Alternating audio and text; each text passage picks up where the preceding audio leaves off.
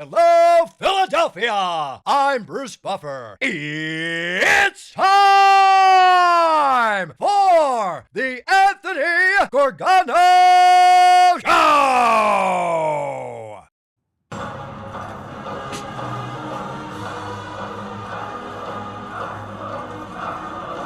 Maximus! Maximus! Maximus! Maximus! Maximus!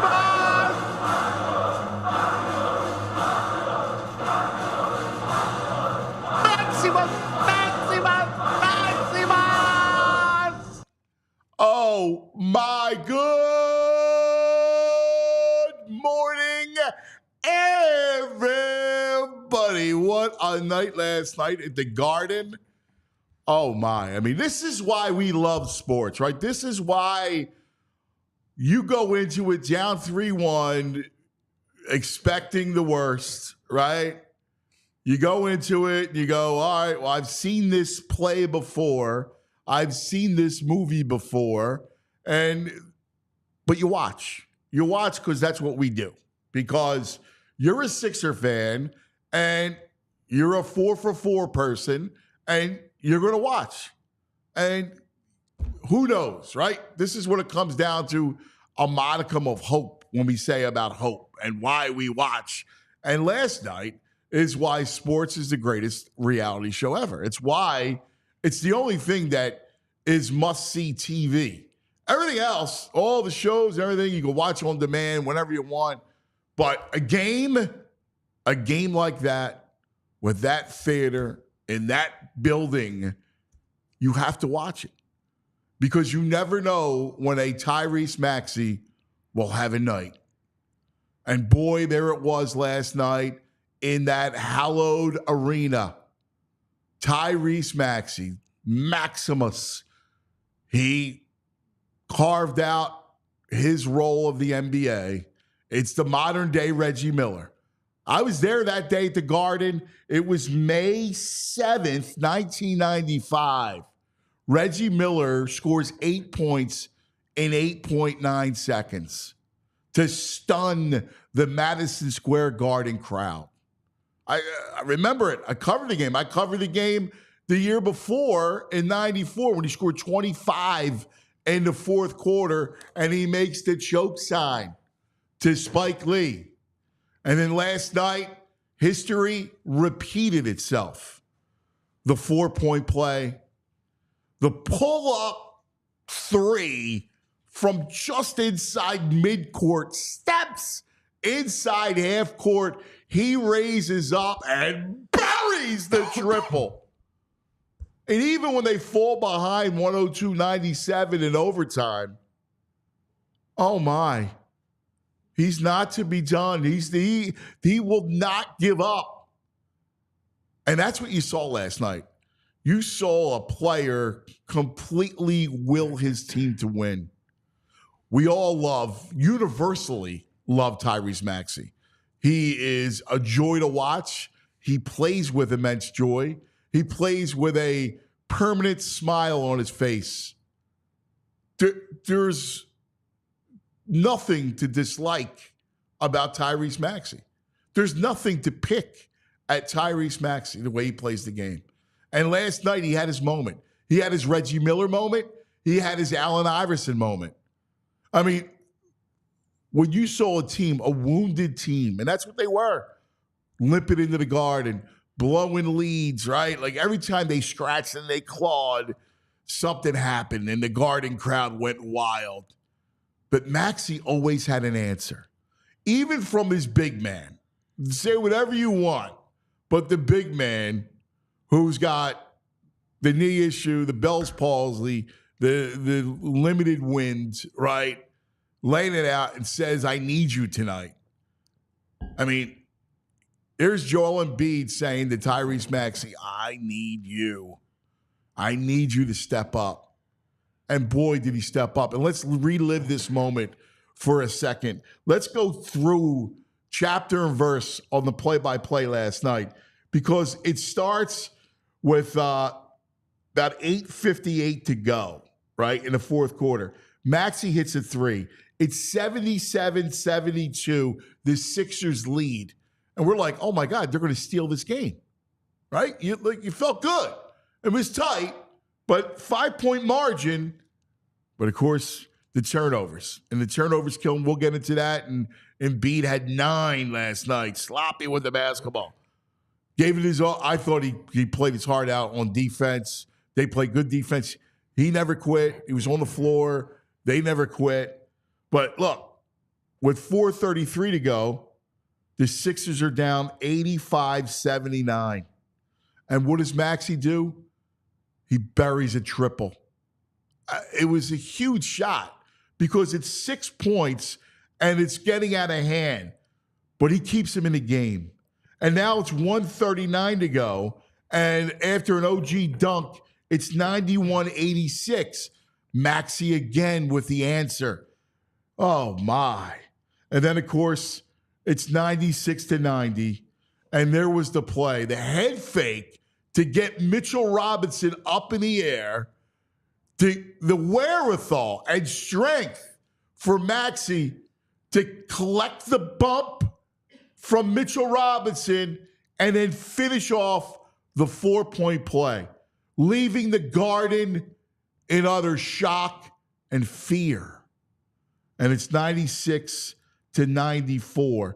We saw Josh Hart on the first attempt of 2 from the line, and he short-armed it badly. And that left the Sixers within striking distance.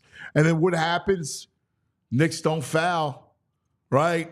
Maxey looking for space. He knows that he's going to get blitzed by a pair of Knicks, maybe 3 of them, maybe 4 of them. And then he looks and he spies some space just inside half court, and he raises up with a clean look and ties the game. I don't remember a shot like that. All these years watching the Sixers, I don't remember a shot like that. In that kind of moment, to raise up, and it's overtime. And then Brunson scores the first 5. With 3:42 to go in overtime, Maxey again buries another triple, one of 7 threes. He had 46, 9 assists, 5 rebounds in 52 freaking minutes. Oh, my God. And then he hits a dime, one of those 9 assists to Oubre, and it's 103-102. And then Embiid, after such a difficult night, 3-point play. He gives the Sixers a 106-102 lead. But they're not done, right? Somehow the Knicks claw back and Brunson hits a 3 to tie it. But what do the Sixers do? They answer.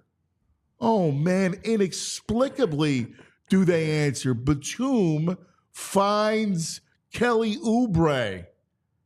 And there it is. Layup, and he was wide open. Layup, and then Tobias, the friendly ghost, appeared last night. He buries 2 free throws. Maxey ices it. Sixers win. Harris, 19, 8 rebounds, played some great defense. Embiid, as bad as he was offensively with 19, he did have 16 rebounds. He had 10 assists. With the 9 turnovers. It was just an electric night. And there was Tracy Morgan giving the finger to Maxey after the game and reminiscent of Spike Lee. And Maxey just sat there and smiled because that's what he does. And Ben Stiller's looking, right? And JB Smooth's looking, and they're speechless. Jon Stewart with the long face and the Garden crowd that was looking for a pound of flesh and looking to party. Well, ain't happened. Maxey, Maximus. JP, sing it! Sing the song! ¡Vámonos! ¡Aplaudan los manos! Todo el mundo para Filadelfia. 76ers, pisar tus pies. Todo el mundo para Filadelfia. 76ers, that was fantastic. Night at the Garden. Fantastic. Maximus. JP, that was now it's amazing. By the way, Anthony Gargano Show was brought to you by the Bet Park Sportsbook and Casino app. Hopefully, you had Maxey over and his props because he soared over last night. JP, what a night last night! Well, it truly was. You know, we always talk about theater and like the movie aspect of this sport, right? Well, how about last night? You know, Maxey missed some key free throws, right? Joel Embiid not playing his best game either. And ironically enough, our own here at PHLY Sixers that brought the press conference clip from Maxey. And Buddy Hield was the one that rose Maxey's game. He gave him that boost of confidence. He said some words on the sideline there, which is crazy enough. But you get 7 points in 28 seconds from Maxey to close out the game. So you know me, I'm an early bird. I like to go to bed early. So I had the game on in bed. As soon as he hit the half-court shot, I'm out of bed. I'm jumping, and my fiance's like, babe, get back in bed, relax. Like, no, babe, Maxey's out here pulling a Reggie Miller. Like, it was freaking awesome. It's Jordan, it's Miller, it's Maxey. And then obviously an OT, but last night was really a great performance. I know we were all a little bit down coming in because that's kind of what they did to us. But, you know, playoffs are about moments, and playoffs are about players. And Maxey, it was his night. Game 4 was Brunson. Game 3 was Embiid. Game 5 was Maxey, and he stepped in a big way. It was interesting, right? Like when you look at it and you say, well, the Sixers gave away game 2, right? The Knicks gave away last night. Maxey took it from them. Literally. Right? Snatched it from them. And now you got a shot, right? Like you got a shot. You come back home, game 6, and look, one thing, Dawn Staley said it after the game. She tweeted it imploring Sixer fans not to sell their tickets to New York. One night defending the Wells Fargo Center. We want to see that. Like that. Charles Barkley said it on TNT last night. Don't bring that stuff to South Philadelphia. He said, don't bring it to the Spectrum. Right? Like it was awesome. And look, if you could come back and win Thursday night, and that's got to be an Embiid game. Like, that's your comeback. Like, that's got to be the Embiid game Thursday night. And then, you know, you take a shot, game 7. Let's see how tight the Knicks are. And who knows? And that's kind of the flow of the series, man. Yeah, I mean, could Maxey possibly turn this around for the Sixers? We'll find out here. I'm looking at the prices right now for everyone. We're looking at Ticketmaster because the cheapest ticket right now is $151 for the Assembly Room. So, look, I get it. I think the big reason why you saw what you saw in game 4 was, Sixers fans were just a little bit fed up. And obviously playoff, that's the cheapest ticket, $151. So Sixers fans were just a little fed up. They didn't want to probably put up with those prices. Well, I think everyone will be excited. Like you have to be after last night. Like, listen, you know, you saw a performance. I mean, that was Iverson, man. I mean, that was AI. I told you, I covered that Reggie Miller, those 2 series, 94, 95. And I never forget it, man. I never forget Reggie Miller and Spike Lee going at it. And he scores 25 in the 4th. And then the year later when he scores the 8 points in 8.9 seconds. I mean, that was in front of that, probably 25 years ago, 30 years ago. I mean, it was that moment. I would have never thought it would have been that Maxey would have been the one to step up and take it away. But let's give some other roses here. I mean, like, the friendly ghost you mentioned, Tobias Harris. He first beginning of the first half, beginning of the second half, he really started that jolt.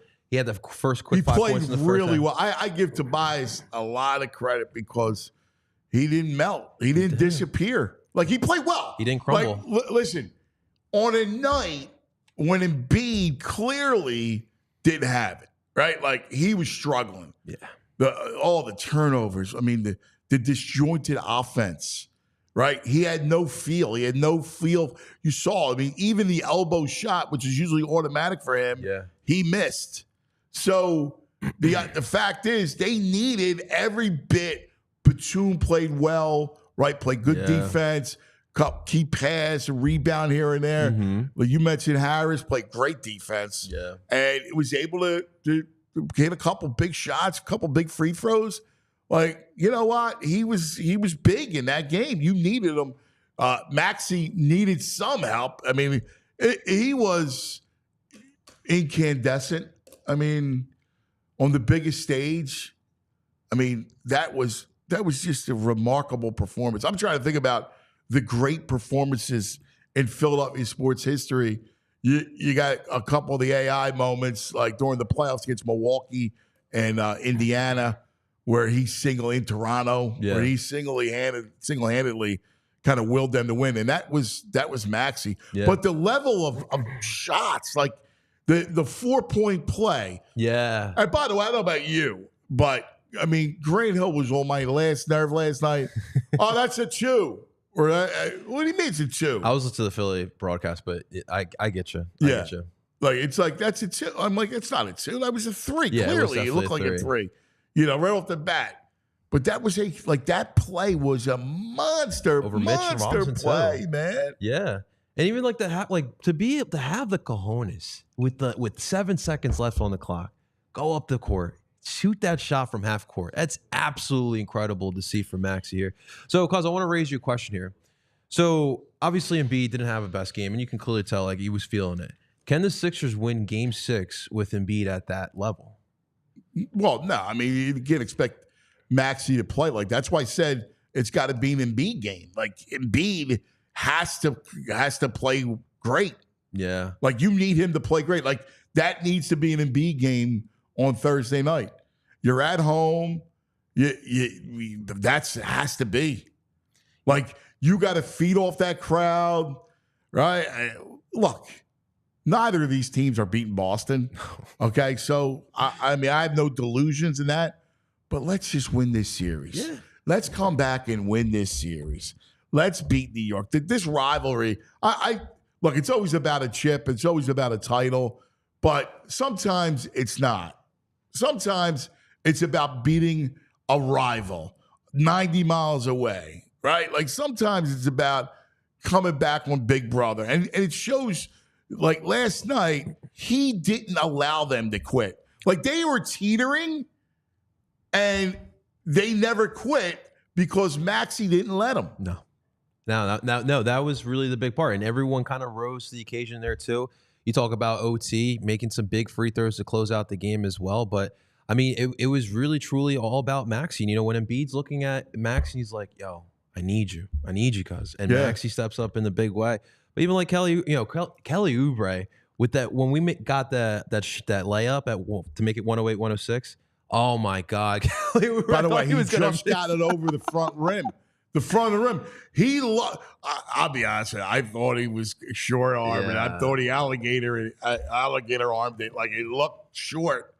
Oh, man. He got a couple bad passes in that game and late. Well, he was wide open. I know. The Maxey pass was ridiculous. Yeah. And so was the Batum. They set up the dunk. Yeah. Right? Like, yeah, I mean, even like you look at the way the game played. I mean, like at halftime, you know, our producer Andrew's texting us. He's a little concerned from Subaru Park, right? You know, Tank McBride again with who? Oh man, our producer. Our producer. I love Andrew to death, but he had a bad attitude yesterday. And he jumped all over me when I'm like, well, listen, I'm going to watch the game. Well, he's going to watch the game. I want it over with. Well, you still want it over with, Andrew?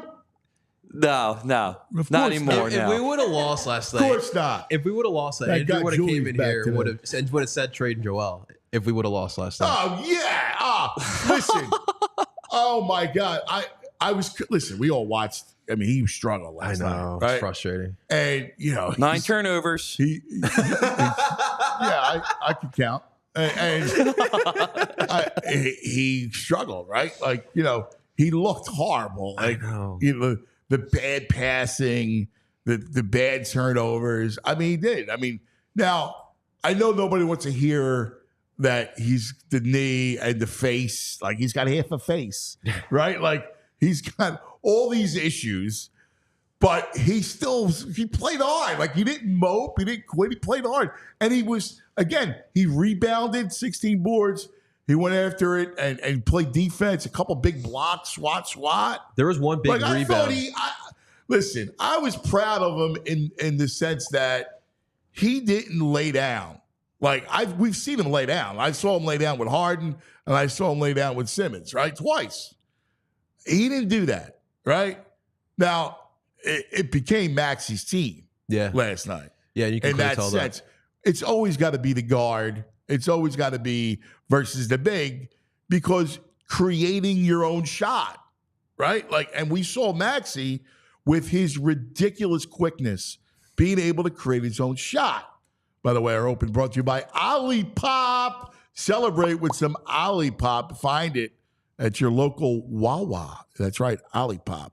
The soda that's good for you. That tastes incredible. You even saw Embiid like late in the game diving for rebounds. Yes. And they were trying to get him in the game, like doing the post-ups with Mitchell Robinson, and Max was trying to find him. They're playing that two-man game. Yeah, and unfortunately, Embiid couldn't get that shot off, and he couldn't make one in. He didn't have that one little floater that went in, but he actually in overtime had the 3-point play. Yeah. That was big. He did give us something there in the OT, for sure. I mean, and he rebounded. I mean, but listen, we know that what the narrative was going to be. I mean, we all felt it. We were all watching it. And in the moment, it was completely frustrating. Obviously, after Maxey saves the night, you can look at it with a little bit of empathy toward Embiid, right? Like, you can look at it differently. If you lose, the fangs come out. That's just the nature of sports. Unfortunately, it's how it is. The fans, media, the whole thing. Like, that's what happens, right? You lose. It always comes down to the result.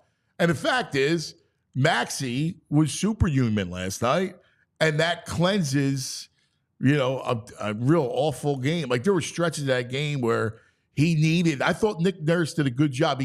He sat him out for a couple minutes in the fourth quarter, bought him time with the small lineup, and I thought that was key. I like Boom Boom Batum as a small that center in the small ball lineup. Yeah, I think you have to. Like, you got to give him a blow, and especially like a night when he's struggling, like you just got to sit him down. Yeah, you don't want to see B-ball Paul there. And then look, I thought once they sat him down and went back in the game, I thought he was good.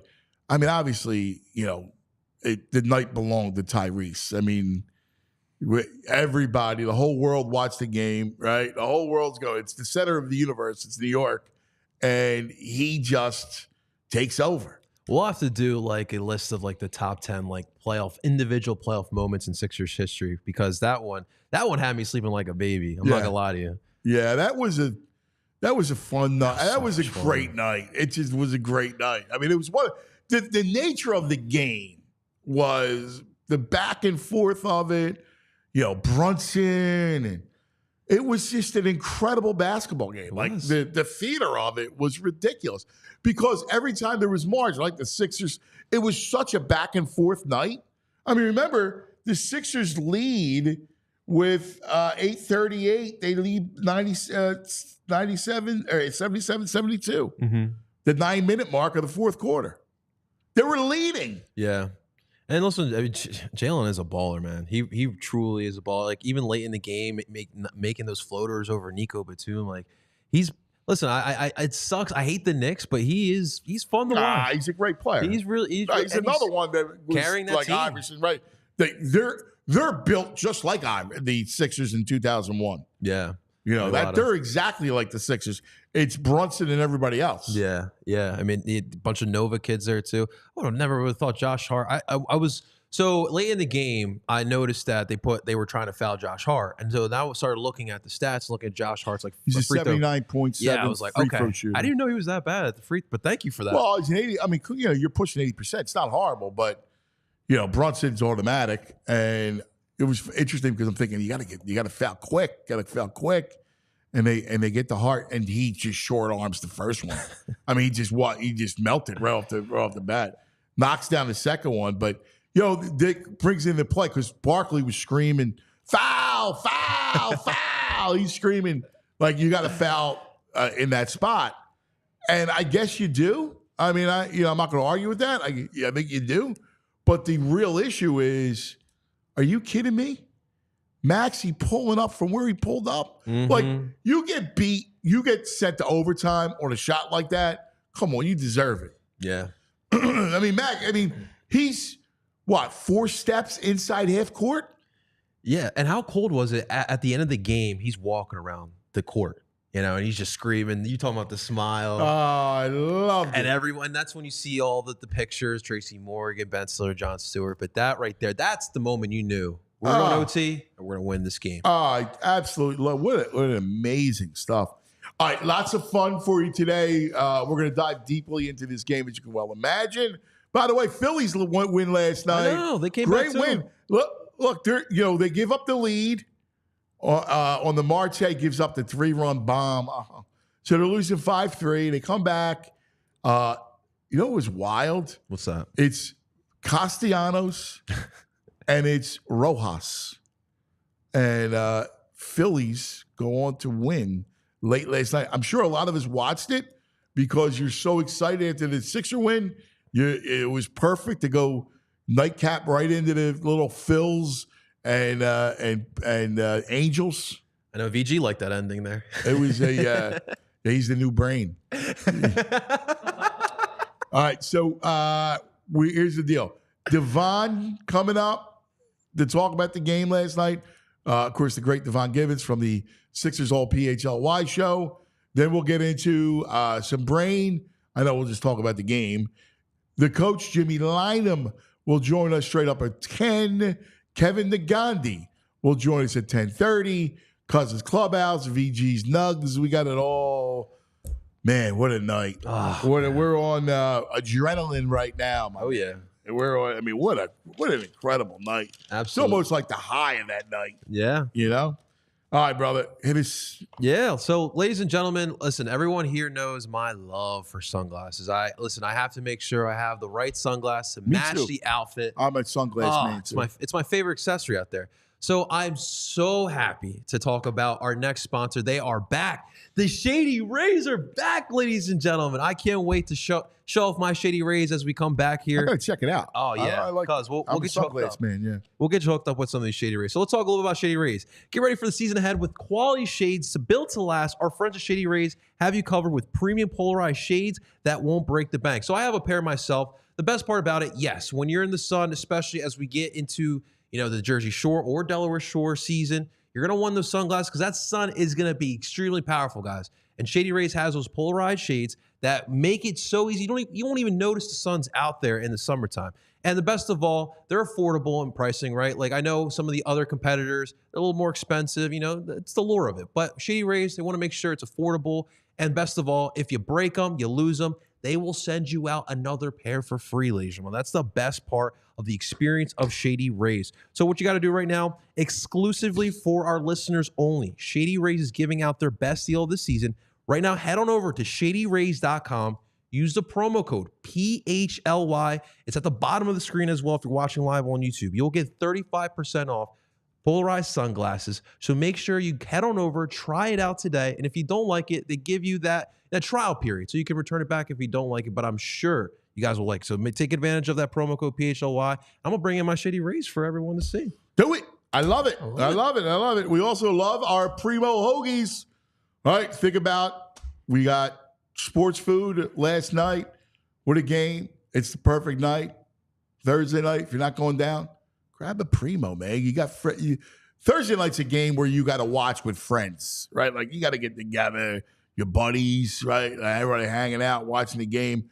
And so when you got a room full of people to watch sports, come on, it's a no-brainer. You get the Primo party tray, the incredible slivers of all the great taste of the Primo hoagies. You can get whatever you want, right? Like you say, give me a turkey, a ham, an Italian, and you whack them up into all the slivers. Everybody gets a sampling of it. It's fantastic. They have all the pickies, like the pepperoni and cheese and the pepper shooters and all the good stuff. So all those treats, and of course, Primos, man, just like the original, 1992. all right, on Rittner Street was the original Primo Hoagies, and the taste is the same. Of course, it's done on that incredible roll, the seeded roll baked fresh in-store every couple hours. So celebrate sports and parties with Primos. Go to PrimoHoagies.com.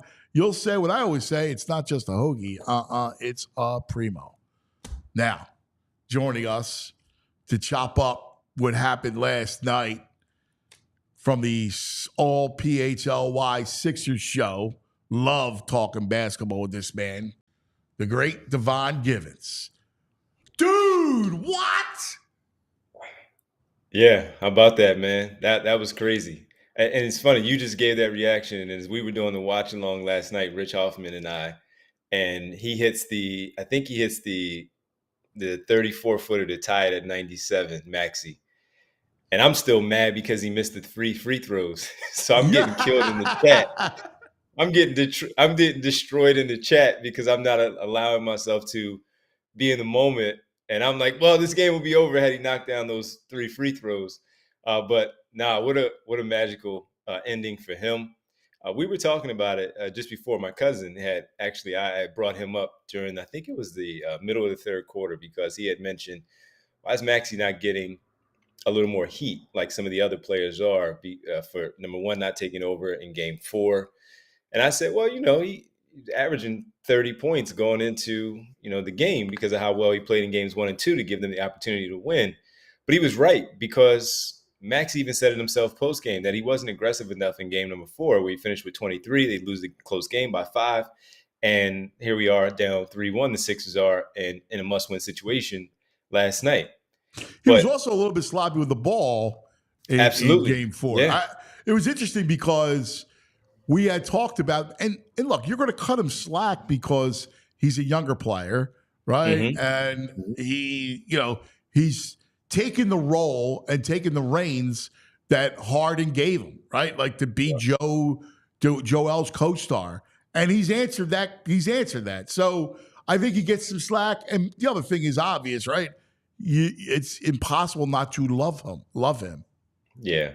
No, that is the other part, where if you remember all the time, James Harden would say he wanted Tyrese Maxey to stop smiling sometimes and be a dog. Well, you got that last night, and he still smiled. He found a way to smile at the end after he did that. I heard JP mention running up and down the floor after he made that 34-footer to tie the game, and the Knicks fans on the floor were ticked off, and Tracy Morgan flipping him the bird. Jon Stewart even tweeting about it later, saying, man, that guy, how good he was. And he said, I'm too old for this stuff. So now just a great performance, and one that's I heard you guys talking about, one that's going to go down as an all-timer in Sixers history because of it. Now, I understand a lot has to go into, you still have a game 6 to play to force a game 7 to try to win the series. But to keep them alive, I mean, they were on life support with that one. And the one on the 4-point play. Oh, yeah. The concentration to finish and play through that when you got this big dude falling all over you and still have the wherewithal to follow through on the shot, finish that, complete it, make the free throw after missing the others, and then come down and knock down that 34-footer. And to respond also with another 3-pointer in overtime where he had a good Well, that was a big moment. You were He missed the first 5. One. Yes. Yeah, he missed the first one. Yeah. And Jalen Brunson comes down and counters with a 3-pointer of his own. And you needed him to make the other one, and Embiid went back to him, and he made it on the right side this time to cut that lead. And you get the cool cherry pick for Kelly Oubre to finish down on the other end of the floor. They needed everything out of everyone last night. And Maxey, of course, was the star. Miracle in MSG last night. Yeah, it was. Big story of the day. Obviously, Sixers, Knicks, shocking as they shocked the Knicks at the Garden. That's brought to you by TrueMark Financial Credit Union. Check out TrueMark.com/PHLY or stop at your local branch. Learn more about the credit union difference at TrueMark Financial today. I was at the Garden almost 30 years ago, the Reggie Miller stuff. It was he scored 25 in the fourth in 94, and then the 8 points in 8.9 seconds in 95, and all Spike Lee and all that stuff. You make the 30 for 30, and it was uncanny that here's Tyrese Maxey all these years later, and it's history repeating itself. 7 points in 17 seconds that he had last night. Yeah. And just a tremendous performance, and something that you talked about, taking the reins from James Harden. We spoke about him being the best co-star that Joel Embiid has now ever had. We even said it before this moment, but they needed that one last night. And it just goes to show how close this series has been. I mean, he drops to 46 and he takes 30 shots, and he had 29. He was leading them in scoring even before the outburst that he had, even, in that fourth quarter, and finishing things off with 5 points in overtime.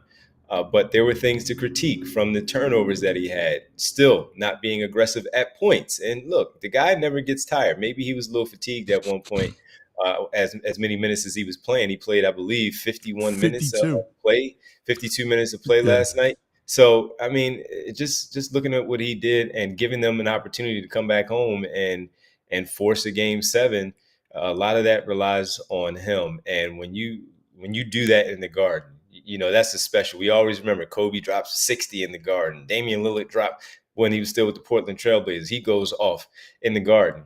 That's special when you do that at Madison Square Garden. And he did that in a playoff game with your back against the wall against a very, very good defensive team. And he won it. And he won it for them. So hats off to him. I wonder what this does for his confidence now going forward, especially with just the 1 day off. Before, it has been 2 days off in between some of these games. Now with the 1 day off, I wonder how much that carries over to Philadelphia, and if he still has that in him.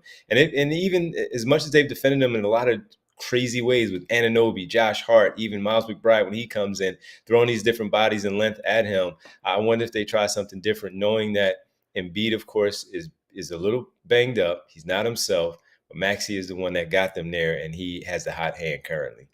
Well, let's talk about the big fella, because that's the other piece of it. And in many ways, Tyrese Maxey saves him because it could have turned ugly.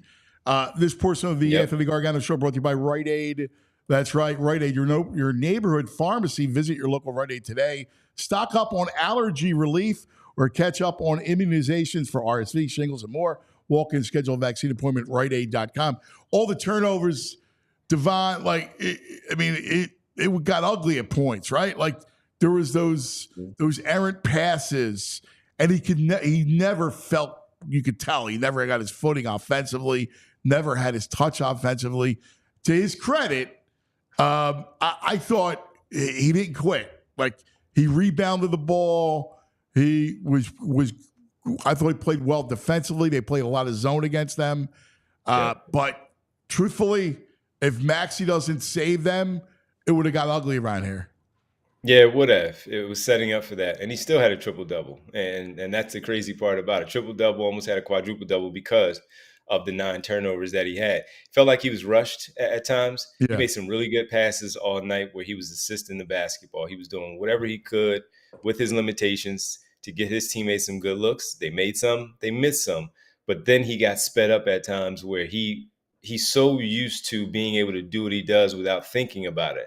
And then when he stops and picks up the basketball and thinks about it in those spots where he's doubled or maybe even close to triple team, he turned the ball over. And you saw the few there late in the fourth quarter, the one where he should have given the ball up right away to the man closest to him, tried to throw a cross-court pass, seemed like the ball got tipped. And it was just a silly decision where it was the middle of the floor. And their pick sixes the other way, as Rich Hoffman was calling them last night. And that was the thing. They were happening while the Sixers were leading. You brought up the lead that they had there in the fourth quarter by a few points. Things swung right there because Miles McBride is going the other way for a finish. OG Anunoby is going the other way for a finish because they are live ball turnovers going the other way. As good as he was with some of the things that he was doing out there, playing on that one leg and still dealing with the issue with the Bell's palsy, he has to be smarter with the basketball and making sure that he keeps the play alive for his team to get them a shot. This series is too close. I was talking to, of course, the guys last night, but even speaking with my cousin this morning, where we were discussing how going into last night's game before the final score, New York was a +4 in the differential in terms of points. After last night, the Sixers are now a +2 That's how close this series is. Yeah. So those Yeah. turnovers matter. Every possession matters in this series, and that's Well, we very saw it clear. in game 4, right? I mean, he has to game be 4, better they with had a lead those in 3 game 4. consecutive Yeah. turnovers. Yep. Yes. Exactly. Yeah. Exactly. Now we got to talk about Tobias Harris, because the friendly ghost appeared last night, man. He played well. He played terrific defense. He hit a couple big shots, couple free throws. Like, they needed somebody else. He played well last night. From start to finish. He got off to a very good start.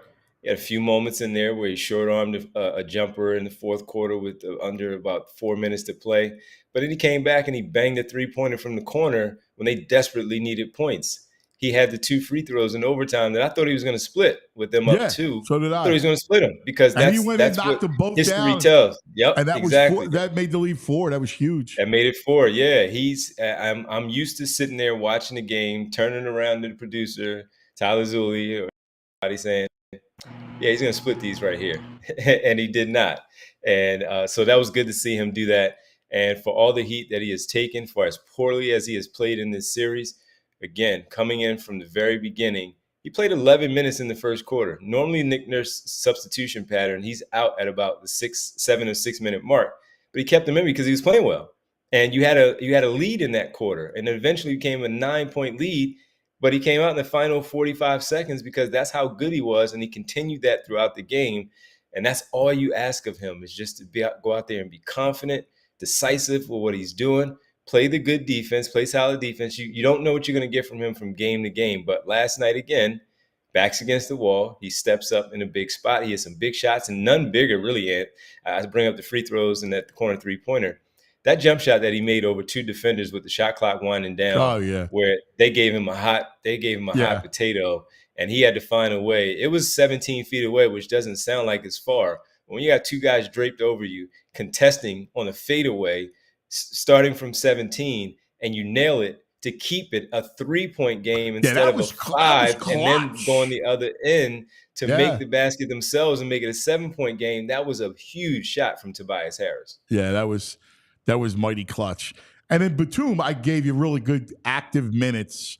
I also liked what Nurse did, having him when you go small, because you got to limit Paul Reed. And I liked Nurse taking Embiid, giving him a little blow, because he was getting sloppy with the ball. He needed to sit down for a couple minutes, sat him down, they went small, and Batum was active.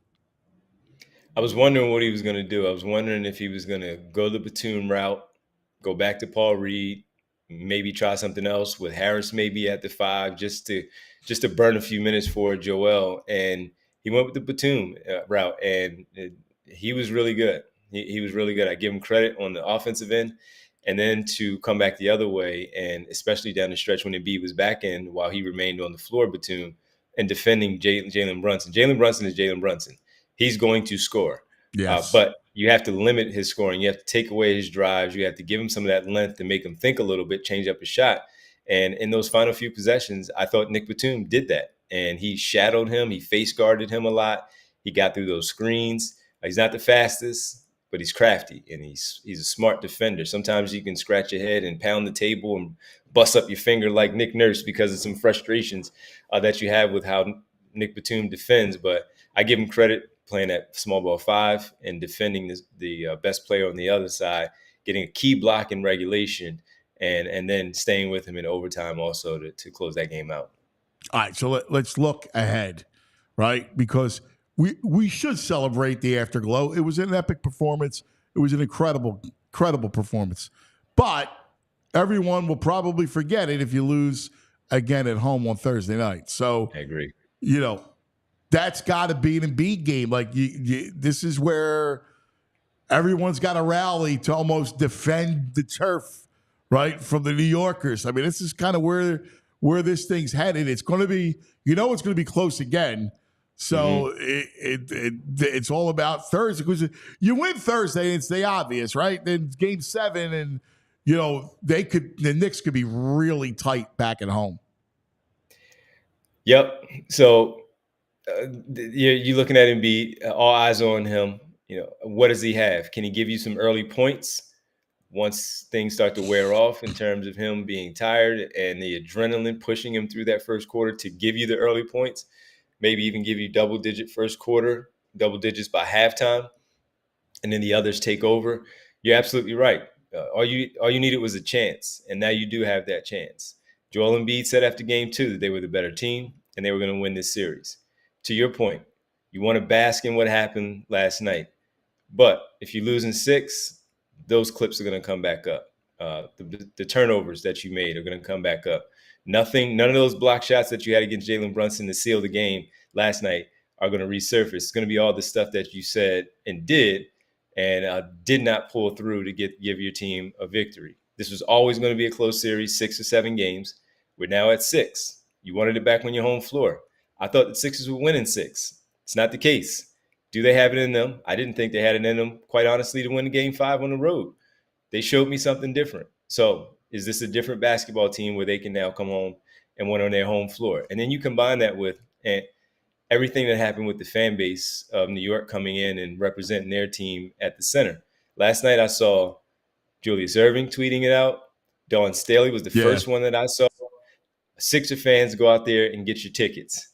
Do not let those people back in the building to take over the way that they did, have their voices heard the way that they did. So you got to come home again. And again, while I didn't criticize him as much as many others did, you said it again. I need us in the building. It's ridiculous to have however he said it, he was disappointed to have all those Knicks fans in his building. Well, you got your building back.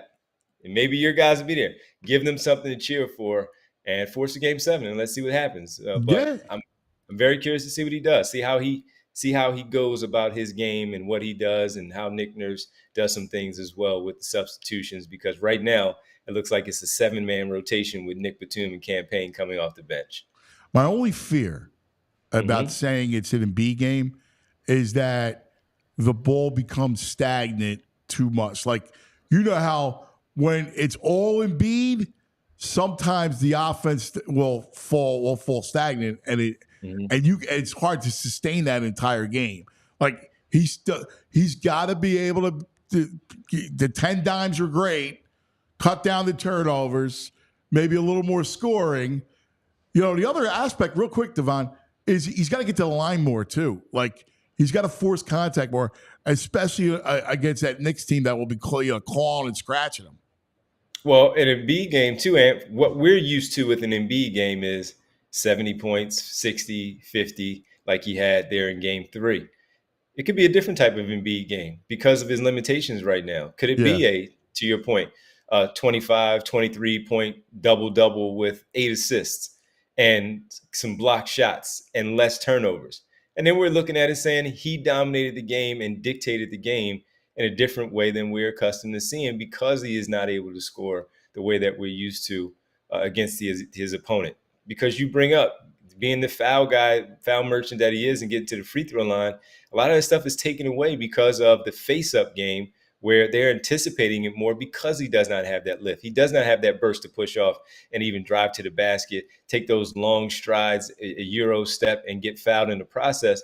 He doesn't have that. So maybe it's an Embiid game in a different way. And that's where the growth continues with him. If that happens, then we'll say, all right, look how he went into this one. He knew exactly what he had and what he didn't have, and he found a way to get it done that way. So maybe it's a different version of the normal Embiid game that we're used to seeing. Great points. Great stuff. As always, the great Devon Givens. Thanks, my brother. Love you, buddy. Thanks, man. Love you too. There he is, Devon Givens, all PHLY Sixers show. And now, the brain. Brain. Red, the brain finder. All right, the Daily Grind brought to you by Bet Parks and the Bet Parks Sportsbook Casino app. Wow, last night. Hopefully you had the over Maxey last night, my man.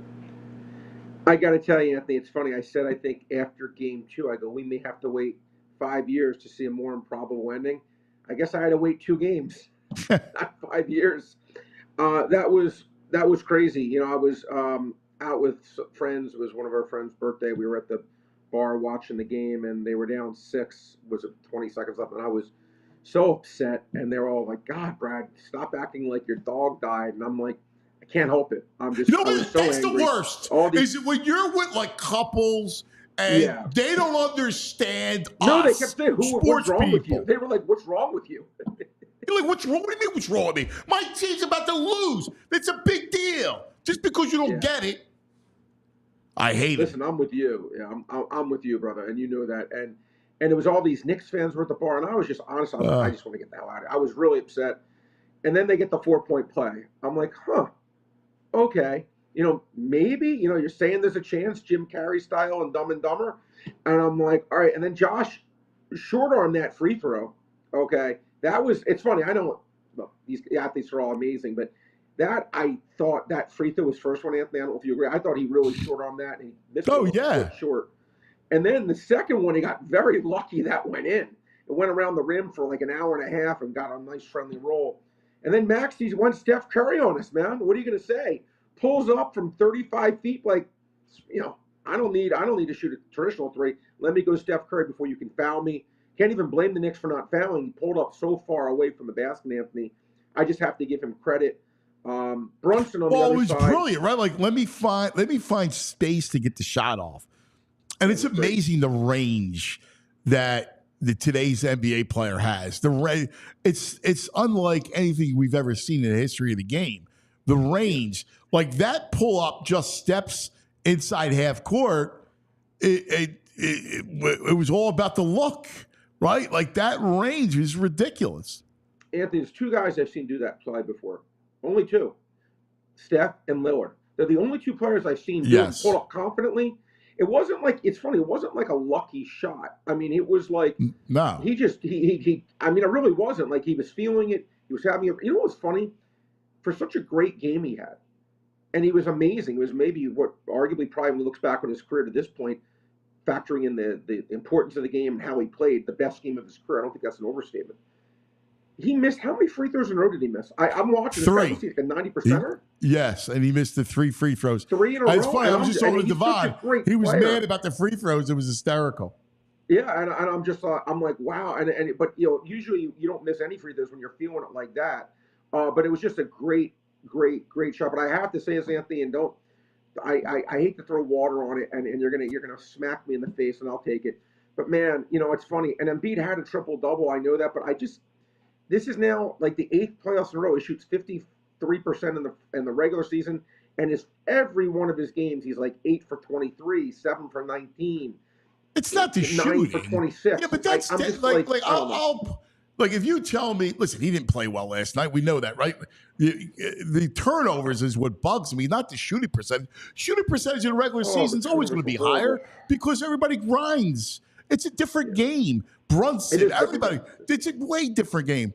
It's more of the turnovers and carelessness with the basketball. Like that's what is bothersome, right? Last night he couldn't get into an offensive rhythm the way they were playing. Now Thursday night it's going to be on him to protect the home court, Brad.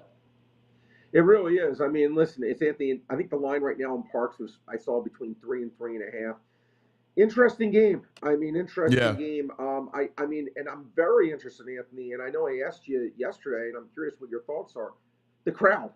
You know, just as much as the game. Yeah, we've been talking about that, buddy. Yeah. Is it going to be like, you know, are we going to get like an invasion of New York like we got on Sunday? Yeah. Or are we going to get, again, I think the crowd's going to be more. I took such it was a Sunday afternoon. Everybody was a little, I don't know. I mean, down, despondent. Yeah. You know, I don't know. I think, you know, Sunday afternoon, people coming down from New York, take a ride type of thing. I don't know. I'm hoping it's a different story last night. I think they were all expecting the party up there last night, and it was just. I think so. I think we're going to show out tomorrow night. Yeah, I think the Sixers defend will the win center. The game, Anthony. That's my instincts that the Sixers will find a way to get this one done. But, and I heard you saying you thought maybe if it goes back to Game 7, New York maybe be tight. But I pray I'm wrong. Like I'm rooting. This is like the one thing I let myself root for the Sixers so hard, and I want it so badly for the city, for this team, for the organization, the fan base, the coaches, the players, everything. I think it's going to be tough to win a Game 7 there if they get that far. Pray they do. Pray they do. Well, But, look. At least they got this game. Which if you win tomorrow, like I don't know if it's like the Game 7. I mean, when you blow a 3-1 lead, I think it's a coin flip. I don't think it's I still don't think they're that good. So no, it's not like you got to go play Boston in Game 7 in Boston. I tell you, like I watched the guy, and I'm sure you're the same way. I probably watched him play 50 times, 40 times, Villanova, whatever it was.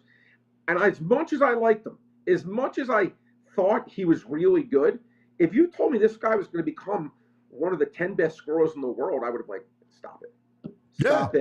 And he's just become, I mean, he's really is unguarded. He's amazing. He is absolutely an incredible player. He's like watching Iverson. Yeah. It's Did you unbelievable. think that was a flagrant foul on Embiid? I got to ask you. I did not. Like, I know he hit his head, and he like scraped his head in his face. Yeah, exactly. But I didn't think that was a flagrant. He didn't go like that. I mean, I didn't think it was. I thought it was accidental. But. I'm with you. I thought the same thing. The big brain, as always, Brad'sBestBets.com. Brad'sBestBets.com. All the stuff he talks about, you can find on the Bet Parks app. On Twitter, Brad's Best Bets. He's unbelievable. Nobody's better. I'll tell you that. What do you got for us today? Anthony, I'm going to go Jaylen Brown. I'm going to take over 2.5 assists. He's played 70 games this year. He's 47 and 23 to the under. And Anthony, you know, there's a few of these 2.5 assist bets. You know, Anthony Davis has been good for me. Always taking him over 2.5 assists. Jaylen Brown, his assist total should be 3.5. Number's too low. Let's take over 2.5 assists, Jaylen Brown. I'm going to give you Paul George not to get a block. Kind of an obscure bet. I get it, but he's 42 and 32 to the under. We're taking some juice. Let's do it. I'm going to give you Norman Powell, Anthony. This reminds me a little bit. Norman Powell. A little bit. Yeah, exactly, man. It reminds me a little bit of the Kelly Oubre bets we've been making. We took over 9.5 2 days ago, then over 10.5, then over yesterday 11.5. They made Norman Powell's over under Anthony 11.5 points. Now he averages over 14. He's getting more minutes in the playoffs. Yeah, way more minutes. Okay. Yeah, I love that. There's no Kawhi. I mean, you know, he's now Anthony. They need him to score. I think that's a great bet. They need him to score. Yeah. He's 56 and 20 this over. 56 and 20. That's a good bet. It's a good bet. And then I'll give you, Anthony, a couple in baseball. Zach Eflin, our old friend from Philly, does not walk a soul, Anthony. This guy has last 38 starts, 30 and 8 to under 1.5 walks. He's become a control artist of Greg Maddox proportions, my friend. Like his 100-day in the walks. Love it.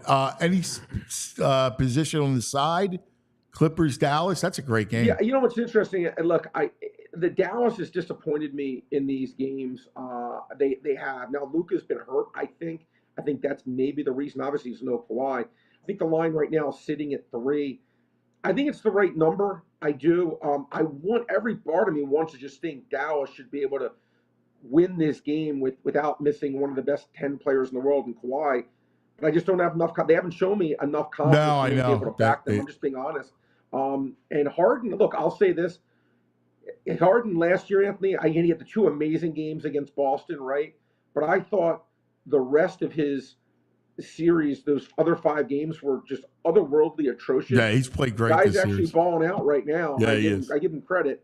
I don't think he's going to continue it, though, because I'm just keep remembering last year. I know. I see a Harden game, a 2 for 9. Yeah. Right? I can smell it. I'm with you. Big Brain, great stuff, my brother, as Appreciate always. it, my friend. We'll see you tomorrow. The Big Brain and the Daily Grind.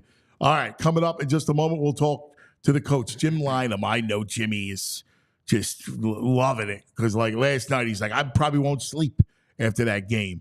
Let me tell you about Butcher Box. So I love this. I love Butcher Box, right? Because obviously I have a family and I have 2 animals, right? 14 and 11, and all they do is eat. And they're meat eaters. They're carnivores. It's why I got the beef box from from Butcher Box. It's incredible. It's high quality meat and seafood that you can trust. All right. And when it comes to my children, I want them to eat the best. All right. 100% grass fed beef, free range organic chicken, pork raised, crate free, wild caught seafood. And here's what I love. All right. It's all humanely raised, right? No antibiotics, no added hormones. All right. Good quality. We're entering grilling season. All right. You got a family, or listen, just for grill season, you got to get Butcher Box. I mean, it's incredible. Delivered right to your doorstep. Free shipping always. Curated to customized box plans. A variety of high-quality cuts at amazing value. You get exclusive member deals. I mean, this is amazing, right? Less trips to the grocery store. The whole thing. You always got what you need, all right, in the freezer. It's incredible. This is Butcher Box. Go to butcherbox.com/PHLY. $20 off your first box. All right? $20 off. Butcherbox.com/PHLY. Go get the meats. That's right, cuz.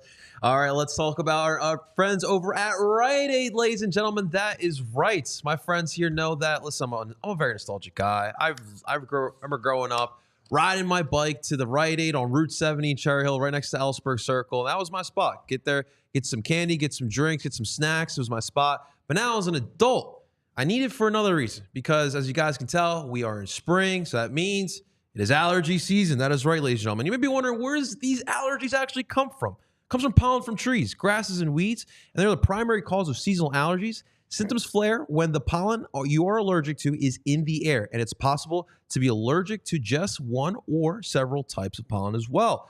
So what Rite Aid does is they give you guys the relief. So right now, you guys can sign up for the Rite Aid's rewards email at riteaid.com/rewards to receive email pollen alerts. So they'll tell you when the pollen is going up in your area. Pollen count is high. Try to stay indoors. Dude. Yeah, we could all use a little bit of that as well. Keep the windows closed and run the air conditioners as needed. Remove shoes and coats near your door to minimize tracking pollen inside your home. And take a shower before bedtime to help wash off away pollen from your skin and hair. So what you got to do right now is visit your local Rite Aid here today. Stock up on allergy relief or catch up on immunizations for RSV, shingles, and more. Walk in or schedule a vaccine appointment at riteaid.com. Thank you to our friends over at Rite Aid. Yeah, we love our Rite Aid. That's right. And it's 10 a.m. across the Delaware Valley. This portion of the Anthony Gargano Show brought to you by TrueMark Financial Credit Union. Check out TrueMark.com/PHLY. Stop at a local branch. Learn more about the credit union difference at TrueMark Financial today. Now, I know he was elated. Like, it's basketball. And last night was one of those thrilling games on the biggest stage, right? Madison Square Garden, hallowed arena. And we just saw an incredible game. Great basketball. And a guy who lives it, the coach, our treasure here in Philadelphia, of course, Jimmy Lynam. What do you say, Jim? Good morning there, sir. How you doing, buddy? I loved your, when I was like, Jimmy, we got to talk about that game. You're like, I probably won't even sleep after that night. Yeah, that was a wild one. This has been a great series, and it seems like the next game tops what was a sensational game, the one before. But you saw really an incredible performance by Maxey in the waning minutes and then the overtime. I mean, let's focus in on that and some of the stuff. I remember covering the Reggie Miller games, right, when I was working in New York. And that's a good one. Yeah, that's a good comparison. Yes, sir. I mean, Reggie scored 8.9 seconds in 95. And I'm watching Maxey. It was incandescent, like on that floor, Jim. Like, I mean, it's such a special, and he's such a lovable kid, like playing with joy. It was just an awesome night. Yeah, I mean, obviously, to the chagrin, I guess, of a lot of folks in Madison Square Garden, the Knicks fans. But if you could remove yourself, with respect to your loyalties, it was really just an incredible performance that he could come up with those well, I'm going to say 2 plays, but I'm doing them an injustice. I mean, he was so good all night long, and his ability just to rise to the occasion. I think Nick Nurse said it afterwards. He sensed that, Embiid doesn't have it in terms of scoring his normal baskets. And in fact, I think Embiid, according to Maxey post game, kind of indicated that to Tyrese, and his ability as a young player. I was going to say as a player, but as a 23-year-old guy to just take the baton and run with it and just perform like that. I mean, it's really spectacular. Right? I mean, you know what? It was lost because we'll get into the 4-point play and then, of course, the game tying 3. But little things early, like in that game, using his speed, going in with finger rolls. The one right before halftime where he's able to dive to the basket and score just before halftime. That was a big bucket. All those moments when New York was looking to take control, Maxey had an answer. Yeah, that is a play worth, I think, referencing, in that as he was coming like up the court in the backcourt, the camera on him, and my initial sense was, dude, like there's like 5-ish seconds, like get on your horse. But his internal clock is so good, he had timed it perfectly. What he's doing, he's kind of lulling the defender a little bit. Like, yeah, I'm going pretty quick, having no idea that the speed I'm about to show you is hard to comprehend. And then as he hits half court, like, boom, he turns the Jets on. And bottom line, he's laying the ball up right before the buzzer. I mean, you talk about perfection of an internal clock kind of in sync with these unique abilities of athleticism and speed. Yeah, that's the play they'll talk about. It was amazing is the speed, the quickness to be that fast, right?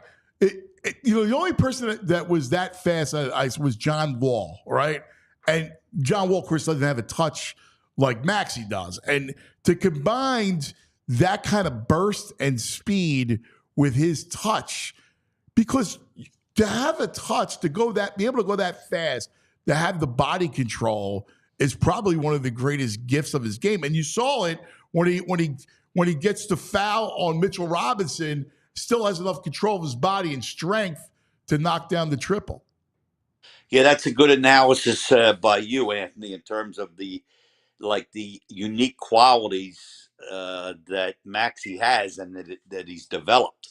And I think Mark Jackson does a great job over time of having looked at his development and pointing out the way he uses this speed. I think it's a good parallel. I like to use football analogies. I'm just a football fan. I don't profess to know football, but I hear them say over the years, when you go back and the NFL, they went through a phase, I don't know, maybe in the 80s, let's say, maybe even further back, where they were drafting sprinters. I mean, world-class guys. Ronaldo, Nehemiah. Yeah. There you go. And the point being that there's more to it than speed, or these guys would be leading receivers in the NFL. Well, Maxey has mastered that. And we always say over the years, the best dribble move, forget through the legs, behind the back, the spin, what have you. Not that they're bad, but the change of speed. Be able to change your speed and with it change the direction. And Maxey, literally the fastest guy in the NBA for me, is the master of that. He understands that when I slow down, you guarding me, you have to slow down. And when I decide to go fast, you can't start as fast as I'm going. Boom, goodbye. And he leaves that would-be defender literally standing back there in the dust. That's a great analogy, the sprinter analogy. That's a great analogy. Let's look at the big fella. You mentioned it. He obviously never got into a flow offensively. He didn't feel it like himself. Even the elbow, he got the elbow a couple times and he missed it. The biggest problem, though, was the turnovers. I mean, just those passes. There was what do you do to button that up? I mean, he had the 10 dimes, right? They're always going to blitz him. How do you get him to button that up a little bit? Well, I would really like to know, and probably never will, to degree to which, my wife who watches these games, and she's seen a lot of basketball. She has a feel, for what's going on. And one of the first things she said to me when I got home last night, do you think that the palsy is bothering Joe, like in terms of vision or feel? And we had talked about it, Mark and I, on the show last night at one of the breaks. And my guess is yes. I think, again, I can't, I'm not inside Joel's body, but Right. I think something about a couple of those turns. You noticed on the one, it was about halfway through, a little more than the 6 minute mark of the fourth quarter, and he has the turnover. I think I'm trying to think, it was somebody from the Knicks picks it up and goes the length of the court in a blur, like a breakaway kind of layup, and timeout. And Nick Nurse immediately subs Joel. He took him out of the game. Yeah, he went small with Batum then. Yep. I thought it was a good, great Yeah, move. it wasn't that he wanted to go small. He knew he had to get Joe out of the game, and he referenced this post game in his press session when he said he was doing uncharacteristic, and Nurse used that word, uncharacteristic things, and he meant not just a turnover, but an uncharacteristic turnover. And I would agree, and I thought it was really a good move by Nick Nurse to kind of just let Joe kind of calm down, reflect on what he, had just done over the previous couple of minutes. Two really not just bad turnovers, but Joe can he turn the ball over? Sure, but not the way he did. And I thought that was very illuminating. So to your point, I think that he has to maybe try to dial it back a little bit, because for whatever reason, the physical thing with the knee and now this palsy, he's dealing with a shorter deck, and he doesn't have his normal skill set that he's bringing to these games, and he has to, kind of adjust to that. Yeah, that's a great point. We hear about the Bell's palsy, but we don't know how it manifests itself. And exactly, that's and you're right. Like your vision, your feel, and it looked like both those were cross court plays, and he must have thought he had it, which is why like he makes the one the pass. As soon as he threw the one, I turned to Mark. It was just, you can throw a bad pass or a careless pass. No, Yeah. that didn't fall into that category for me. There was Yeah. something like he threw it like way too hard, way too wide to a guy that really wasn't. There were too many. I'll use Nick Nurse's phrase, uncharacteristic type of turnover. Yes. And give Nurse that's pretty astute. I thought that was just like I thought that was a key moment to be able to get him a breath to fit, like you said, to reflect on it, but just to calm him down, just to calm down. And I like the idea, knowing he has to take him out of the game there. What I meant was going with Batum in that spot and not Paul Reed. I thought was key. Batum. Oh yeah, no, I'm sorry. Yeah, no, absolutely. Well, Paul Reed, I guess, got a few minutes earlier, and he didn't perform to the level that they felt they needed. So yeah, and Batum, as you know, is a very steady guy. Might he get in a situation where you'd like to have a bigger body, maybe on a rebound play? Yeah, maybe. But overall, body of work. One of the things I like about Batum is he's not a mistake kind of guy. You feel confident when the ball's in his hands that good things are going to happen. He makes good passes, and he's also very, very likely to make an open three if, in fact, it presents itself. And look, we kill him. You got to praise him, because last night Tobias played, I thought, really well. He made that big shot, like that mid-range shot was big. He's draped over him. He played, I thought, really good defense. I thought he had a terrific game last night. Yeah, I would agree. And as you say, I hate to say, as Tobias goes, so go the Sixers, but you really do need his complementary scoring. He averaged 17 points a game over the course of the regular season. And if you're only going to get half that, he's up till last night, he came in averaging less than double figures, but I think maybe 8 and change. with low shooting percentages, and that makes the struggle, all the more difficult. You count on guys kind of playing somewhere near, their normal game, and not to do that on a consistent basis. And I like to say these series, there's 7 games, not 17 games, 7. So you can ill afford, like give one game away, have like, I had 3 bad games. Well, there's only 7 games in a series. So yeah, that was a big reason for the Sixers being able to hang in and then pull that one out, and that was a big field goal, the one you referenced. Just curious what your beliefs are, because I know Charles is talking about fouling before Maxey can get off that shot. You foul in that situation up 3. Do you foul like that? What's your strategic? No, too much. I would ask Charles how much time they actually started talking about. What you saw the way the play unfolded. You're not going to foul. They had no chance because of where Maxey shot the ball from. He literally left the floor on the end for New York on the logo. I mean, please, it's almost a half-court shot.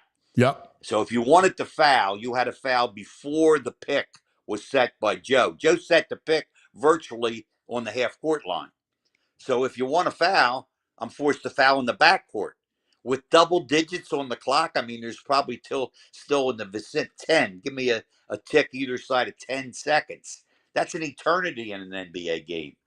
So, no, do I like fouling? Yeah, I love fouling. 5 seconds and under. I can't, to say you're going to do it in the backcourt with 10 seconds, that's a bit much for me. I'll tell you, you know what's wild? We were talking about it earlier. The range that these kids have now. It's unbelievable. Like he raises up, you said, steps inside half mid-court, and it's not a heave, it's a shot. No. You got it. Yep. And I don't know if I'm right, but I do know that I've asked enough people, and I think I can use the phrase, there's a consensus. You can thank Steph Curry for that. Yes. These young kids, when they're growing up and they're watching the stuff that he does, on a nightly basis for years now, and they're such incredible young athletes, and give some credit to the young people coaching these guys, whether it's high school or AAU. And I'm going to give a little plug for the AAU play. I've seen enough of the AAU now through my grandkids to know that there's real good coaching, a lot of good coaching taking place on that level.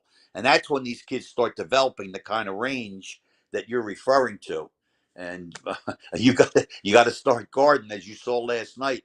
You got to start guarding. Literally, these guys can rise up anytime they cross that timeline and get into the front court, and they're not heaving a ball. That's a great point by you, Anthony. They are shooting a jump shot, and it's from 38 feet. I mean, wow. I mean, to me, wow. Dame does it. Besides Steph, Dame, SGA, Halliburton will do it every once in a while. Absolutely. Like Anthony Edwards will do it. Oh my God! Block. Yep, that's part of the repertoire. Yes, sir. Yeah, you heard Maxey after the game saying, that the coaches, Rico in particular, that's been on him to like work on that long one. And I will say this. Even back in the day, the players they used to they like to do a little mini gambling at the end of shoot-arounds in the morning. They would end it with a half-court shot. The first guy to knock it in takes the change that's laying on the floor. Yes. But I used to marvel at the guys, and they were shooting a ball from just beyond the half-court line, and I'm like, wow. But it shows you the level of athlete that these guys are. They're extraordinary. Yeah, incredible. So it comes down to Game 6 now. How do you approach tomorrow night at the Wells Fargo Center? Well, I'm going to agree with you and disagree. I heard you and Brad there for a few minutes when I was, waiting. And I think this series has been, for me, I've enjoyed it. And I can say this honestly. I've enjoyed this series thus far as much as any series, like as a fan, that I've watched, because every game is like a fingerprint. Every game has been different. Both teams now, in their own minds, feel they've given a game away.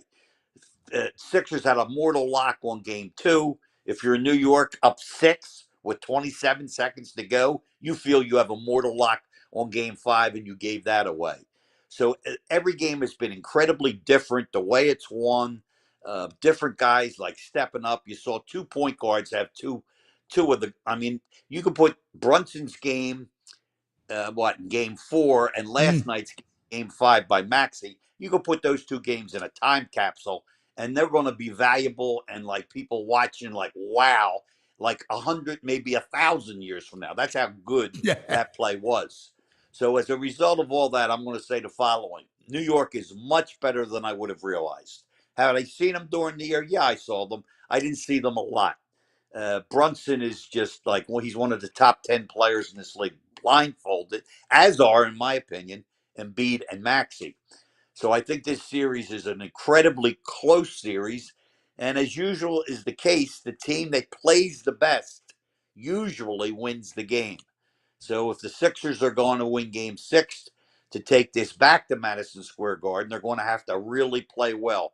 And you said it, they're going to have to cut down on those turnovers. They can't let New York get second shots. That's why they lost the game they did in Philly, because of the fact in the fourth quarter, all 3 quarters, they were great, limiting the New York Knicks to 1 shot. And all of a sudden, in the fourth quarter, they hold the Knicks to 20 points. But 11 of those 20 were second half points. Can't happen if you're going to expect to win the game. You can't give a team like this, like easy outs, we call them. Give them an easy opportunity to steal buckets. They're too precious. So I look at it and I'm thinking it's got to be a Joe game too. Like, this is where you're back home. And I know he's got the leg and we talk about the Bell's palsy, but like, this is setting up for, Joe to come in and kind of give you a little more score, get to the line a little bit more, and kind of give you that moment.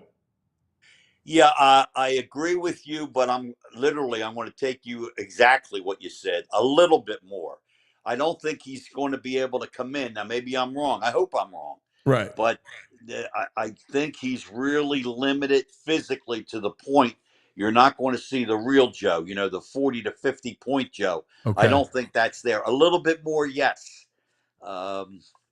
And obviously he'll look at the tape and, he, as I say, I always marvel that he knows himself, and he's a staunch critic. I always listen to him post game, and that finger gets pointed in his direction, first. So he'll look at this tape. He's a bright guy. He has a high basketball IQ, and he'll figure it out. I would be very, very surprised if he can't do something to rectify the turnovers. And keep in mind, as you already pointed out, Anthony, he had 10 assists. So this ball is in his hand all night long. And he and Maxey, the usage rate is off the charts for the 2 of them. So it's a big deal, and he has to be maybe a little bit more conservative with what he tries to do, and that will cut back on those turnovers. But I want to add one last thing, Anthony, and I agree with you 100%. If the Sixers can win game 6 tomorrow at home, I think that game up in New York, game 7, is a coin flip. Even though statistically, no, it's a knockout for the home team. But you had a 3-1 lead. To give up that lead of 3-1, now you're playing an elimination game, a game 7 for survival. I think the pressure switches, in this case, to the Knicks. You're a treasure. Well, I love it. Love talking about this great basketball with you, brother. We appreciate it, man. All right, buddy. As always, I enjoyed every bit as much. Go Sixers. Let's see if we can get a game 7 out of this. Love it. A great Jimmy Lynam. He's the best. It's fantastic. All right, let me tell you about TrueMark Financial Credit Union. Listen, I didn't know about the credit union difference until I did a little research into it, and I didn't know anything about it. And then I met the great people at TrueMark Financial, and it's so interesting. When you become a member of a credit union, you become part owner, right? That means like profits actually come back to you instead of shareholders, to come back to their members. And it manifests itself in many things: better rates, lower fees, a better return on savings, more flexible options. And the other thing is, Like you think, well, credit union, not a bank. And what about the financial tech?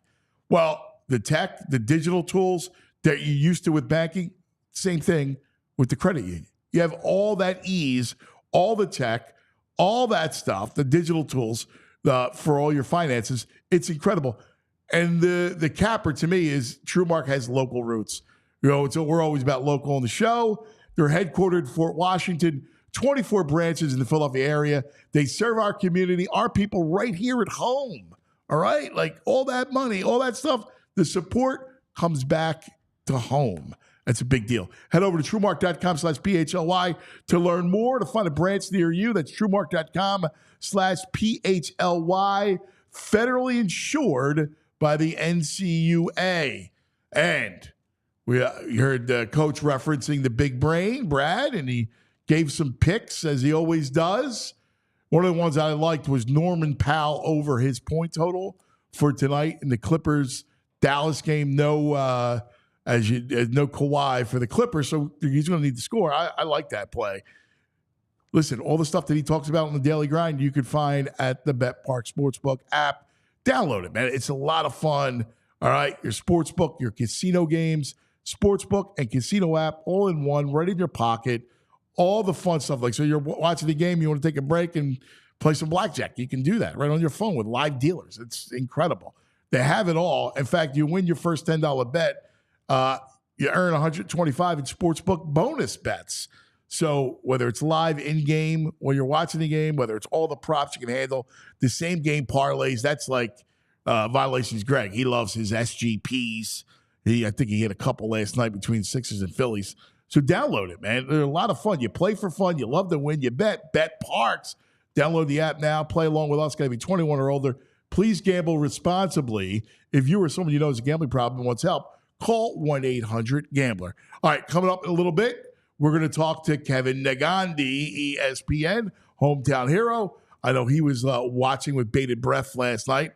He was tweeting about it. So we'll talk to Kevin coming up. And then, of course, Cuz's Clubhouse. We'll do that. But, JP, Cuz, I'm already starting to get nervous for tomorrow night. You're getting nervous now?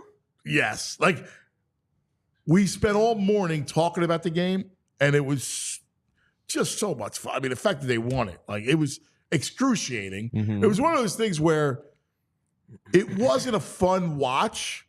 It was an exciting. Like, I thoroughly would have enjoyed the game more if I was not a Sixer fan. Yeah. Right? Like, if you're not a fan of the team, you're just a casual, or you just a fan with no dog in the fight. You just love basketball. Yeah. Well, that's an amazing game. Mm-hmm. But the roller coaster ride, right? Knowing that, I don't know about you, but I'm watching the game going, oh my God, tomorrow's going to be a nightmare. No, my blood pressure was going up. Like, as we were going, and then it was still close, right? And then, like, McBride hits that, like, that high-arcing shot. McBride's been a killer. He's been a killer. He was a big part of that second quarter, and they scored 32 points. I know. And that's what really, gave them the momentum in that second half. And then, obviously, Maxey takes over. But I understand where you're coming from, because, like, the way I look at Game 6 here is, like, okay, Maxey, performance of all performances in the playoffs. But Embiid did not play well. So where's y'all? Because I can't expect Maxey to shoot the other aspect, points. And Jimmy brought this up, and I think this is a very fair point. And I know that I glossed over it, and it's not right. But the Bell's palsy piece is real. It is, for sure. I mean, and it does make sense. Like, they were uncharacteristic. Like, there are times when he'll turn the ball over and drive everybody nuts. Mm-hmm. But those two passes that Jimmy referenced, I mean, it does kind of speak to it. Yeah. I mean, I don't know about you, but you forget, like, you know about the knee, but you forget about the Bell's palsy and how that could affect. No, for sure. I mean, you could definitely tell me. The dude, you look at his face, and like he just looks like he's hurt. I mean, he looks like he's not playing at 100%. But I mean, like, even like did you see that brace? The thickness of that knee brace, cuz? And he lacks that explosion, which is what was a lot of his game. I mean, when you talk about Joel Embiid being able to drive, he had no feel. You can see he had no feel, even that elbow, like that shot that he's perfected. that shot, that spacing, that shot didn't fall last night. No. You never got clean. Like, you never clean. And then the other thing is, and look, I know it takes a lot of, he's playing a ton of minutes, the whole thing, but you'd like to see him get to the line more. Yeah. I mean, was it game 3 or 4?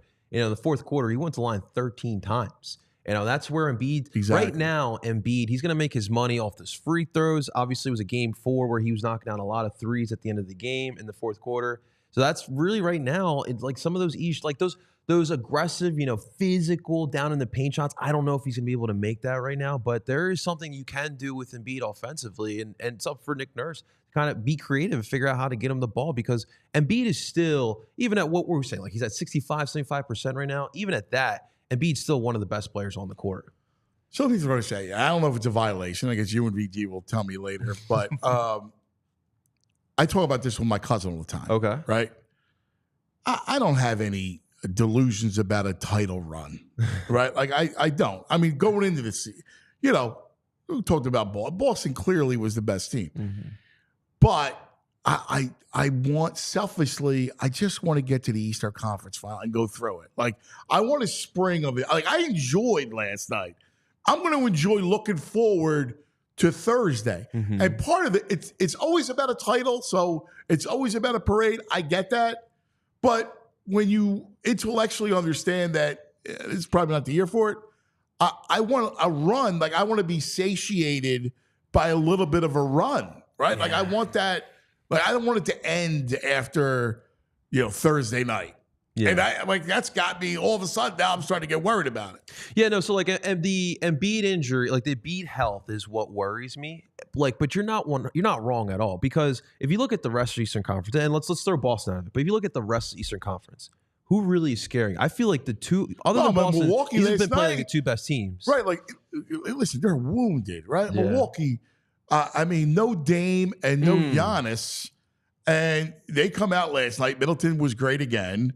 Portis didn't get thrown out and was able to. Pat Bev had a really good night last night, and they were able to stave off Indiana.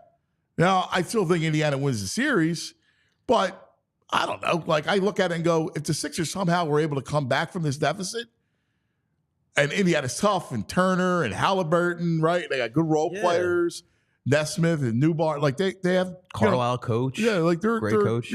But like, that's a coin flip of a series.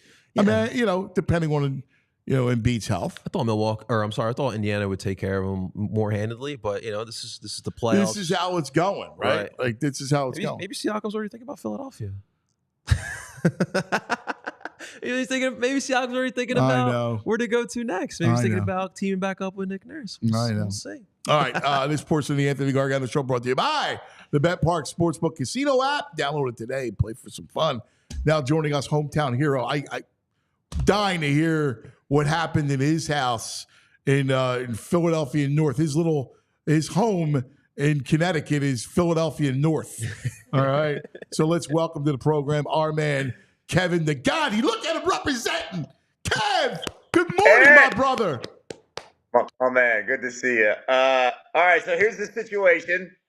And I love sharing these stories because we experience it, I think, collectively with everybody that listens to the show, because we all have family connections to our passion, and that is Philly sports. So my oldest, who's approaching 12, is he's keeping an eye. I have the game on, and my 7-year-old, basically she passes out on my lap. We're in the living room, and my 11-year-old sits down next to me, and he is now losing his mind. He's losing his mind on the referees.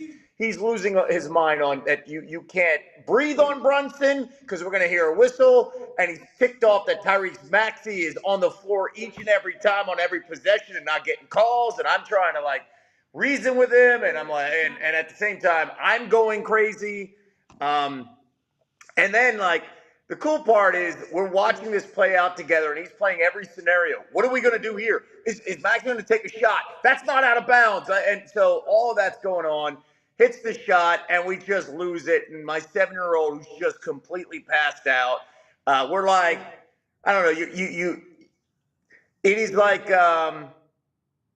it's like a bull in the china shop, right? Like everything's sitting there and fragile, and you don't want to wake up your 7-year-old. Then you pop up, and everything goes all over the place, and that's what we were doing, high-fiving each other. And it turns out my 10-year-old's upstairs watching in another room, and he runs downstairs. He's like, "Do you see him? He hit the shot! He hit the shot! We're gonna win this game!"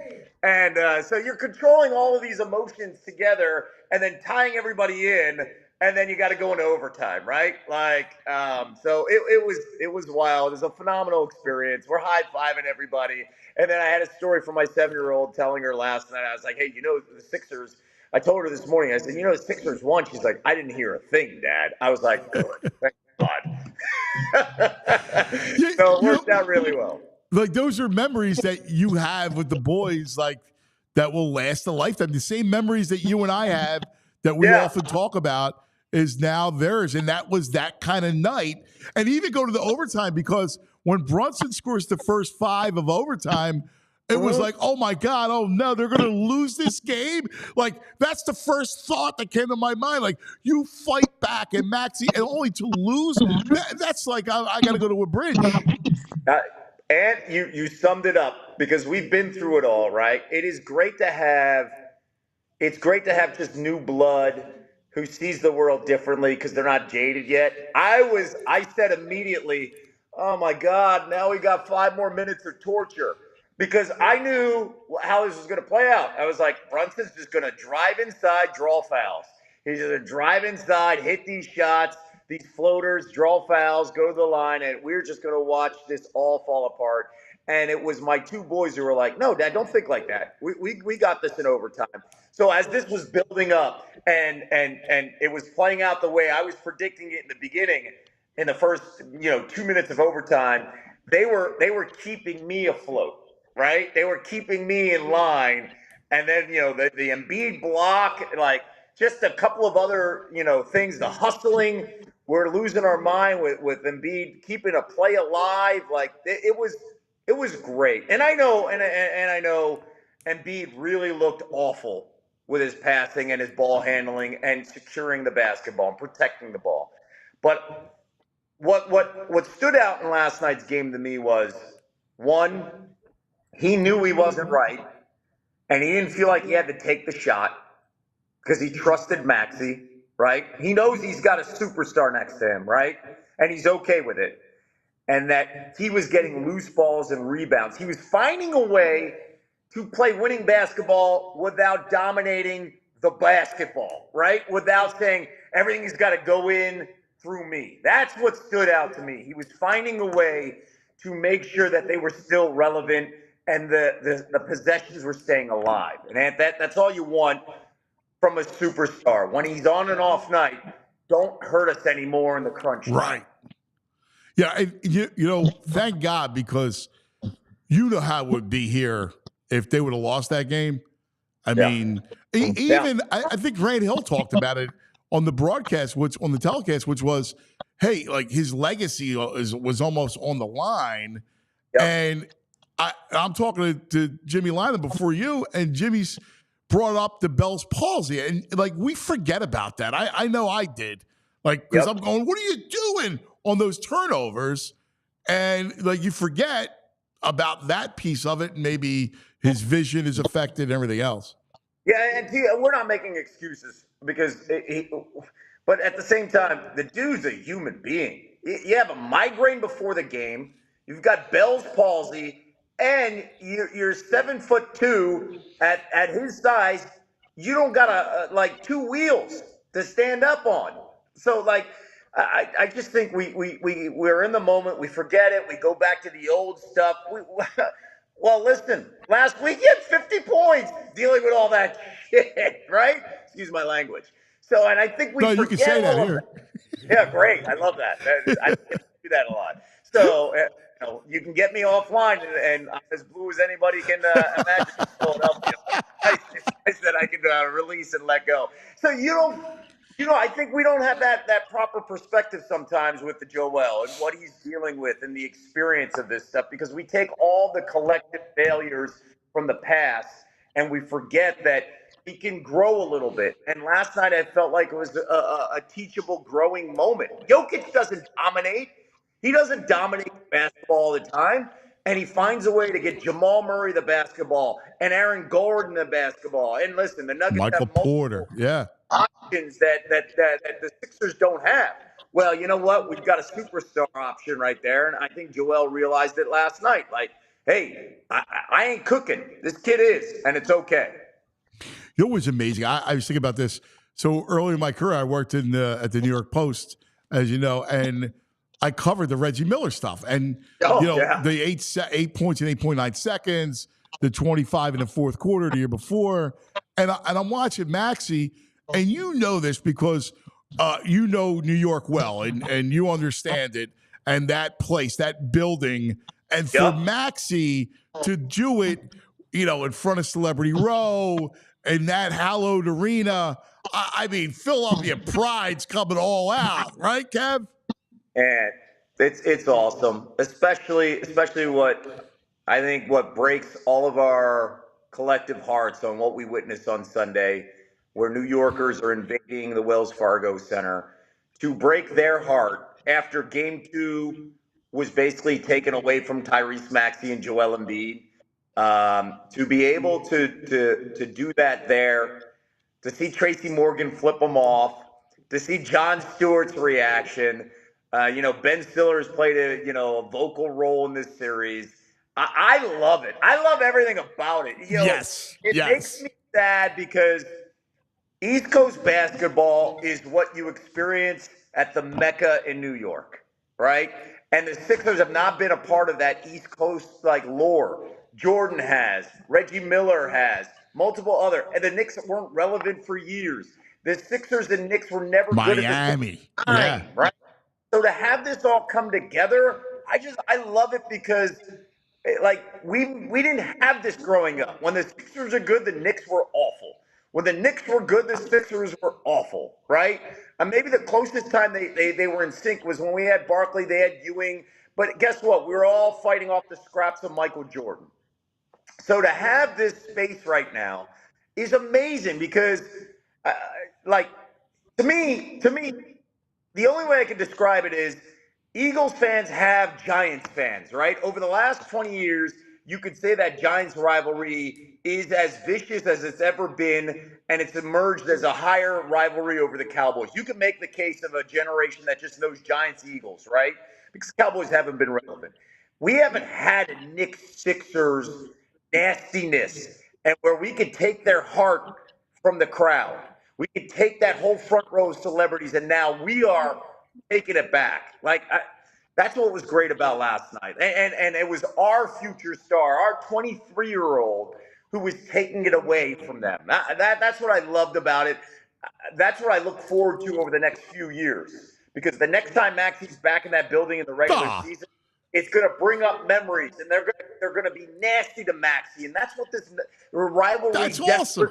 Embiid was on the back cover of the Post, and he's the most hated athlete in New York history is Embiid, right? Well, now it's Maxey, and I always love. I started that Maximus thing when I was at the other station, and I just imagine that moment, right, where he turns the crowd and he's got the mask on in the movie, and all of a sudden, and that's what it felt like. It felt like here. And I talked to David Edelman last night, and he goes, I said, "What'd you say to Maxey?" And he goes, I told him, bleep those guys. You're the bleeping man, all right? You showed them. You showed them. You Tracy Morgan all day long. You're the man. 100%. And the great thing about Maxey is, listen, he leads with a smile, but the dude is a killer. And he wants to cut you, and he hates losing. And the whole time I'm watching this, and I tweeted something out because God, I love my oldest one. My oldest was like, "Dad, you're the one that called this on draft night." I was like, "You're 100% right, I did." And I actually found the tweet from November when we drafted him in 2020, and I pulled it up and I put it on social. And what blows me away about last night, and continues to do this whole season, this kid would have been a lottery pick if he could hit threes in college. And it just shows at 23 the growth over the last 3.5 years where the Sixers told him you need to work on threes. And now he hits 7 threes and 2 in those final 30 seconds in the biggest moment of his career. And bang, bang, right? Like it just, to me, it just shows the growth of this kid. And I'm grateful that we kept him when all the rumors were going around about Damian Lillard last year, and our organization said no. This guy has potential to be the star over the next decade, and we're seeing it come true. And again, killer with the smile, but deep down, he wants to end you, and that's what he did last night. And let's hope this season continues after Game 6. I got 2 things for you. Yeah. Number one, we got to put a bow on it. Tomorrow night, we don't want a repeat of what happened at Wells Fargo Center on Sunday, either with the fans or the result. Yeah. How do you what are you smelling tomorrow night? All right. Well, first off, the first 5 games have been decided by a total of 2 points, right? The Sixers have the advantage of 2 points. So show you the extreme here.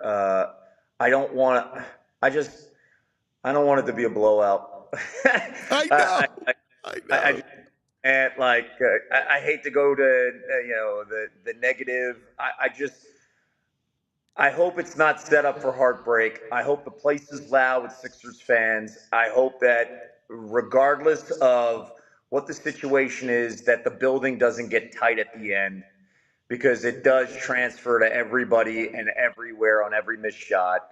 So what I'm anticipating is going to come down to the final 30 seconds and how the refs call the game. Do we see a Brunson drive-in floater N1 and you're just sitting there and like on the other end? Do we see Tyrese Maxey just on the floor on a layup? Nothing's called, right? I hate to do. I don't want to be that guy, Ant. But it's unbelievable that you have an all-star. You have an all-star of Maxey's caliber, and the physicality that we're seeing from the Knicks, and the dude's on the floor, and he doesn't get anything. And then on the other end, literally, like, you sneeze in any direction of their all-star, and the whistles blow. Whistles.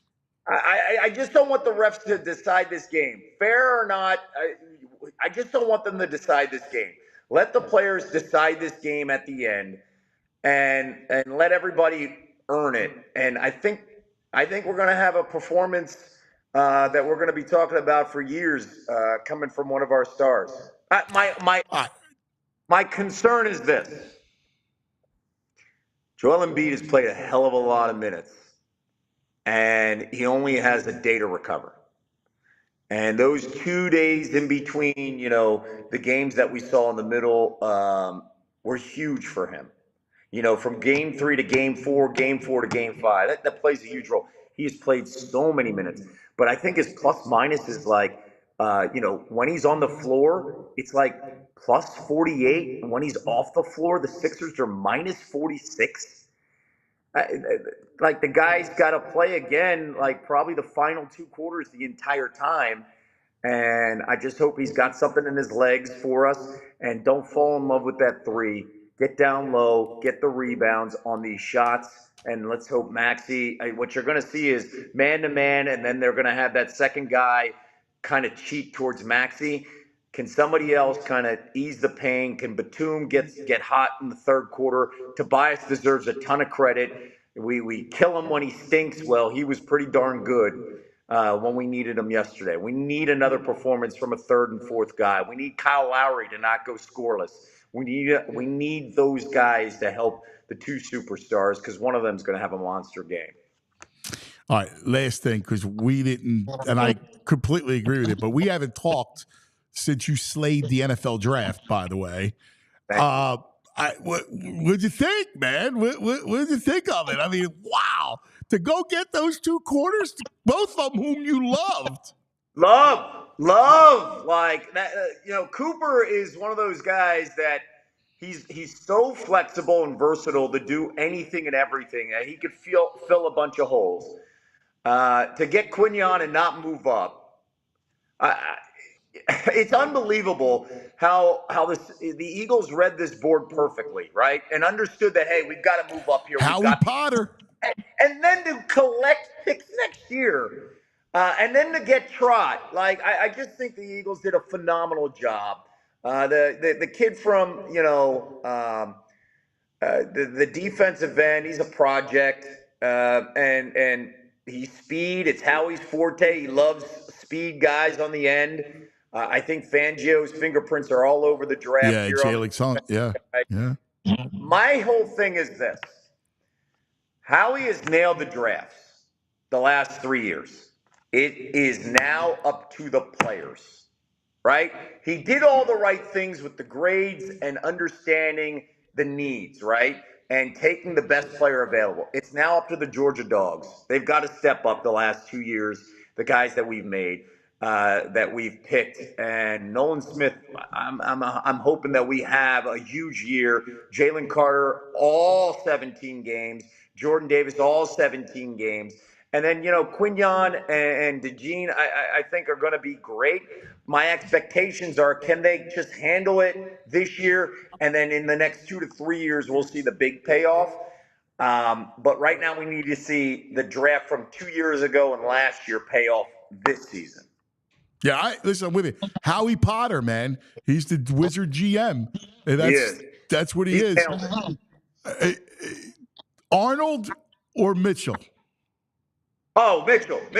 And listen, I like Arnold a lot, but it's a small little thing, and I know 40 time can get blown up, but Mitchell ran a 4.33. I know. Arnold ran a 4.51. Yeah.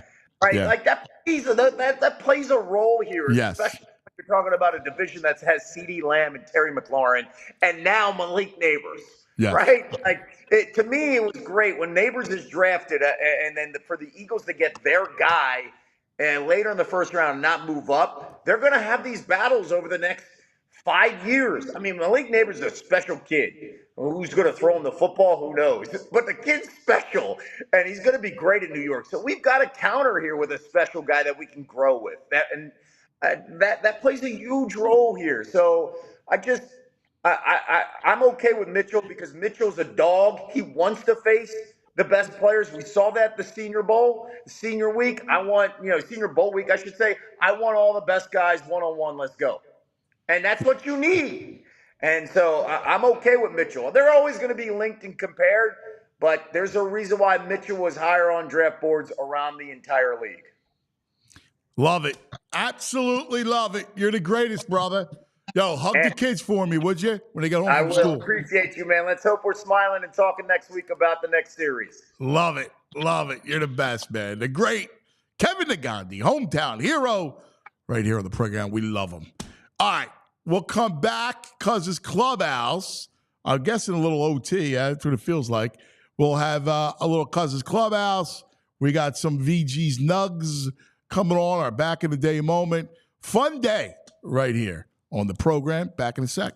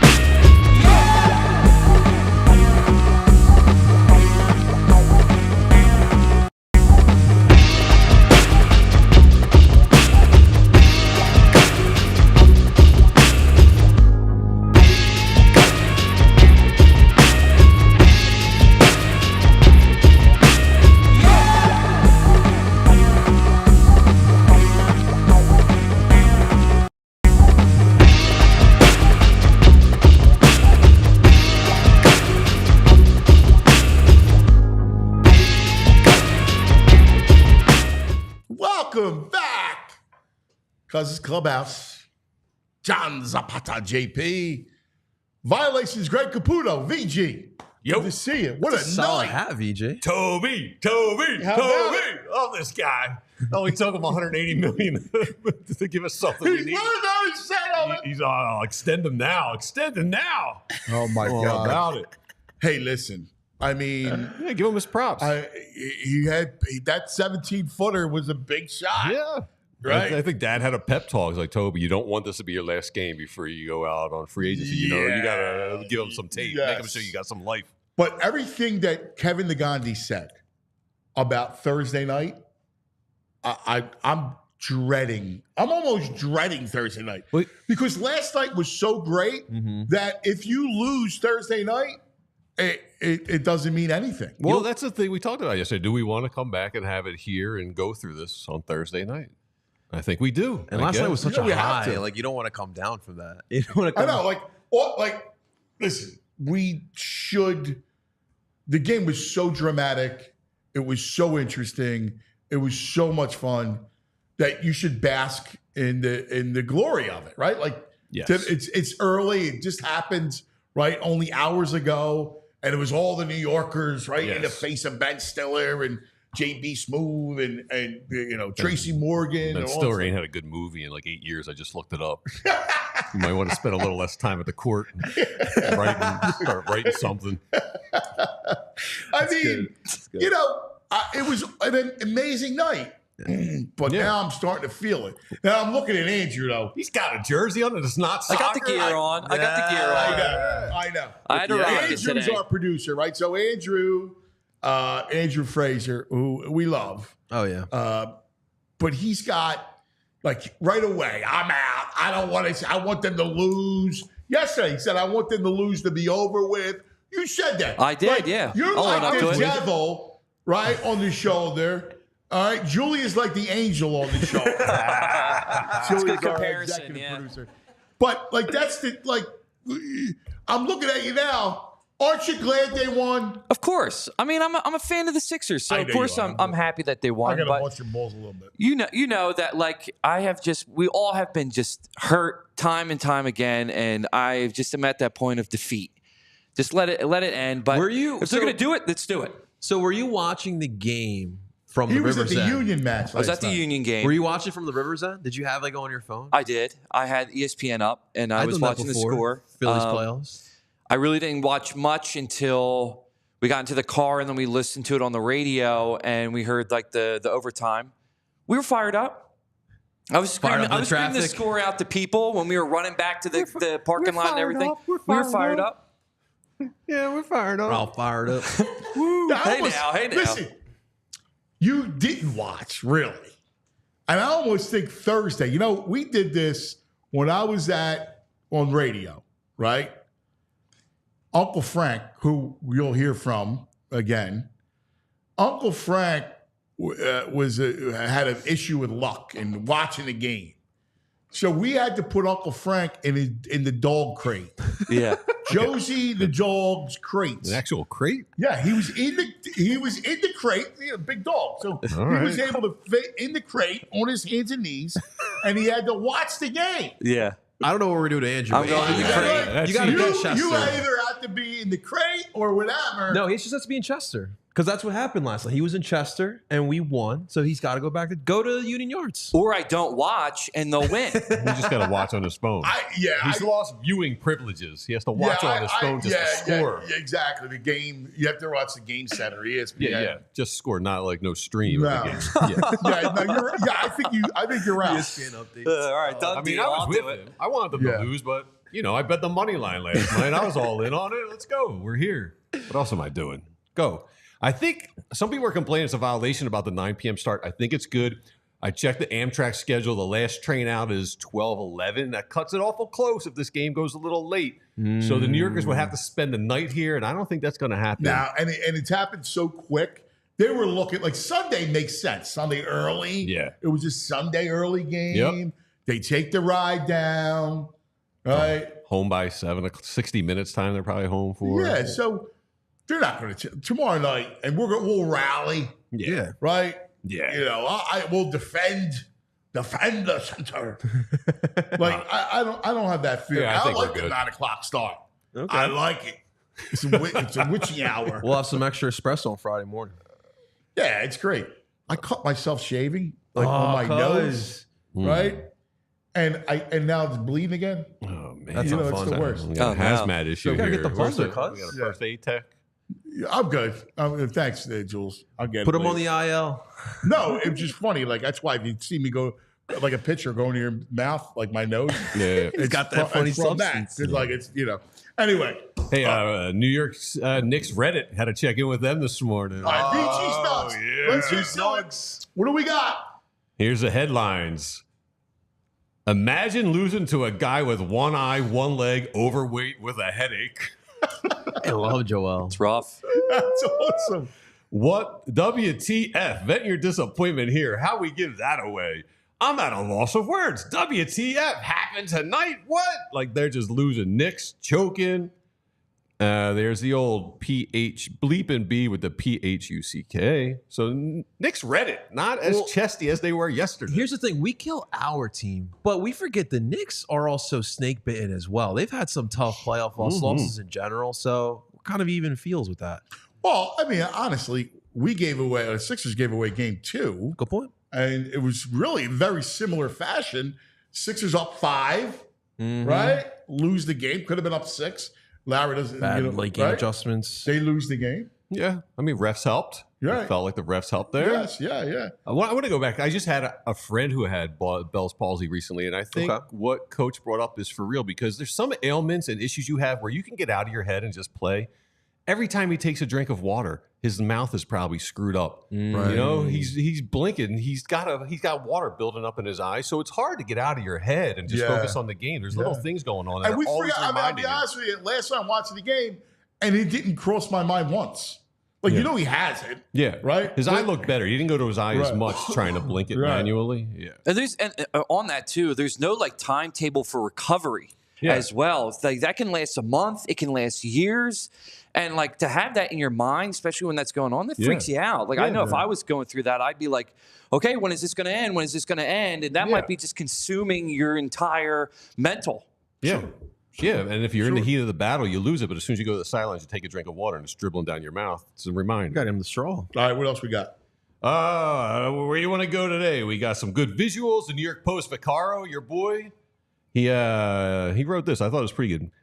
Maxey made a 34-footer that barely touched the net, let alone the rim. Tie game, OT. The Garden, it won't sound any quieter at 3 a.m. than it did right there. That's a good line. I like that. Right. I like that a lot. That's a great line. Yahoo Sports headline: Tyrese Maxey saves Sixers season with one of the toughest playoff performances ever. And I want to give Nick Batum that block at the end of regulation. I think it got in Brunson's head a little bit because he's a little sphincter tight in OT. Missed a foul shot.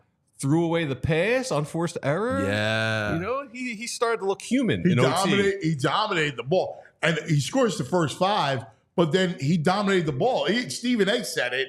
Oh, you forget there's teammates around you? Yeah. That was on the Reddit thread, too. He's a ball hog. He's a ball hog suddenly. Yeah. And how about Campaign getting chesty with them, you know, the hard foul? I love Campaign. Campaign's awesome. He's got an awkward shot, though, doesn't he? Yeah. He looks like sideways. Yeah, sideways. And splash every time. Well, the second one. No. He hit the Back to first. back. I thought the second one would go in because he had a clean look at it. Yeah. You know?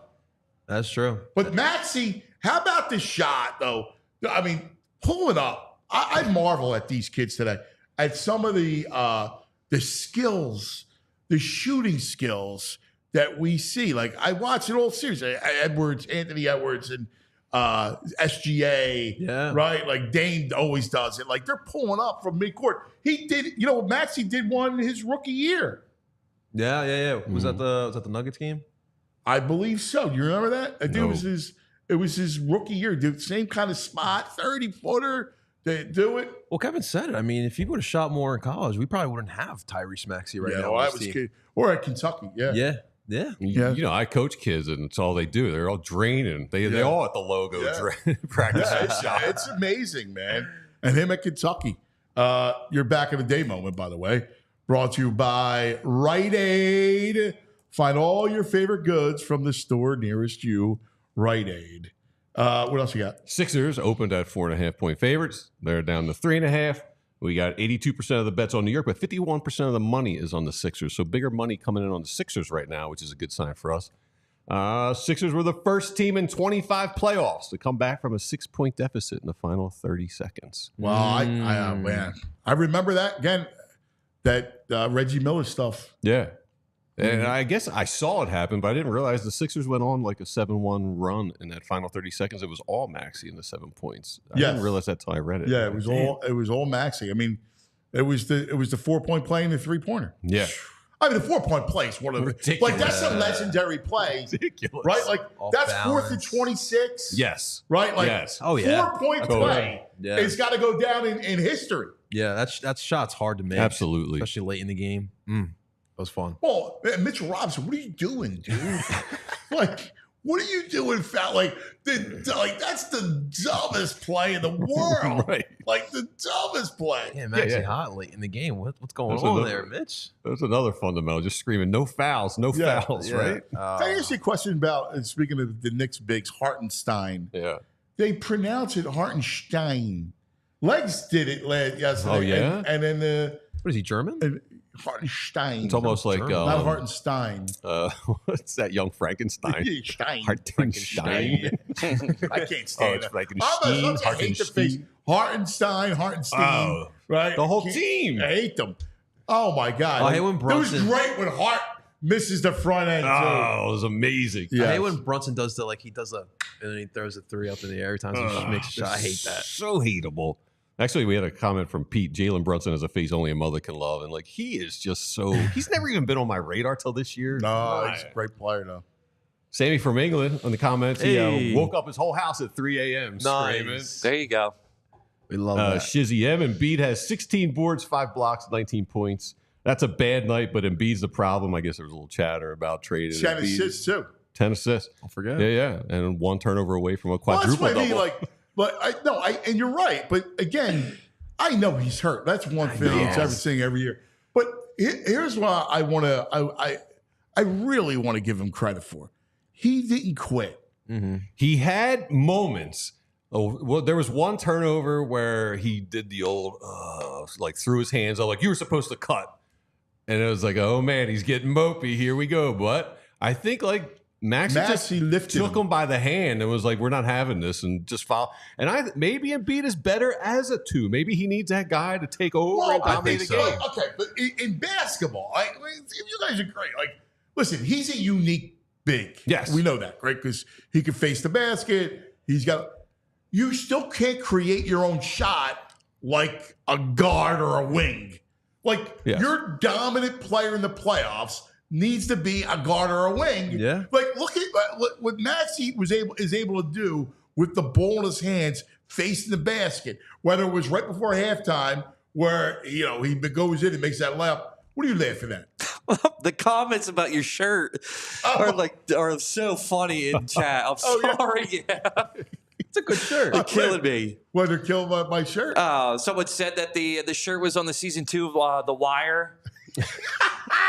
Looks like my grandmother's wallpaper. Wallpaper.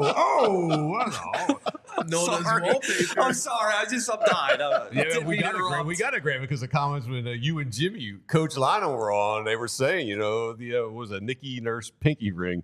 This is an all-time shirt combo by the boys. Nothing wrong with a little zest. We got a picture of these two together. Yeah, I got it. I'll pull it up. Give me a I second. like your visuals. Nothing wrong. Anyway, my with a point little was about zest. face the basket. And to your point about Maxey having the ball, Yes. it worked. It's hard for a big to create your own shot. Before I was interrupted by Andrew about my shirt. Look at these guys. Look at Jimmy's got a nice shirt. Dueling Also, shirts. we got Ed Wright who said during Jimmy's camera angle, this is what Jim Lynam Salisbury steak sees before being devoured. Salisbury steak.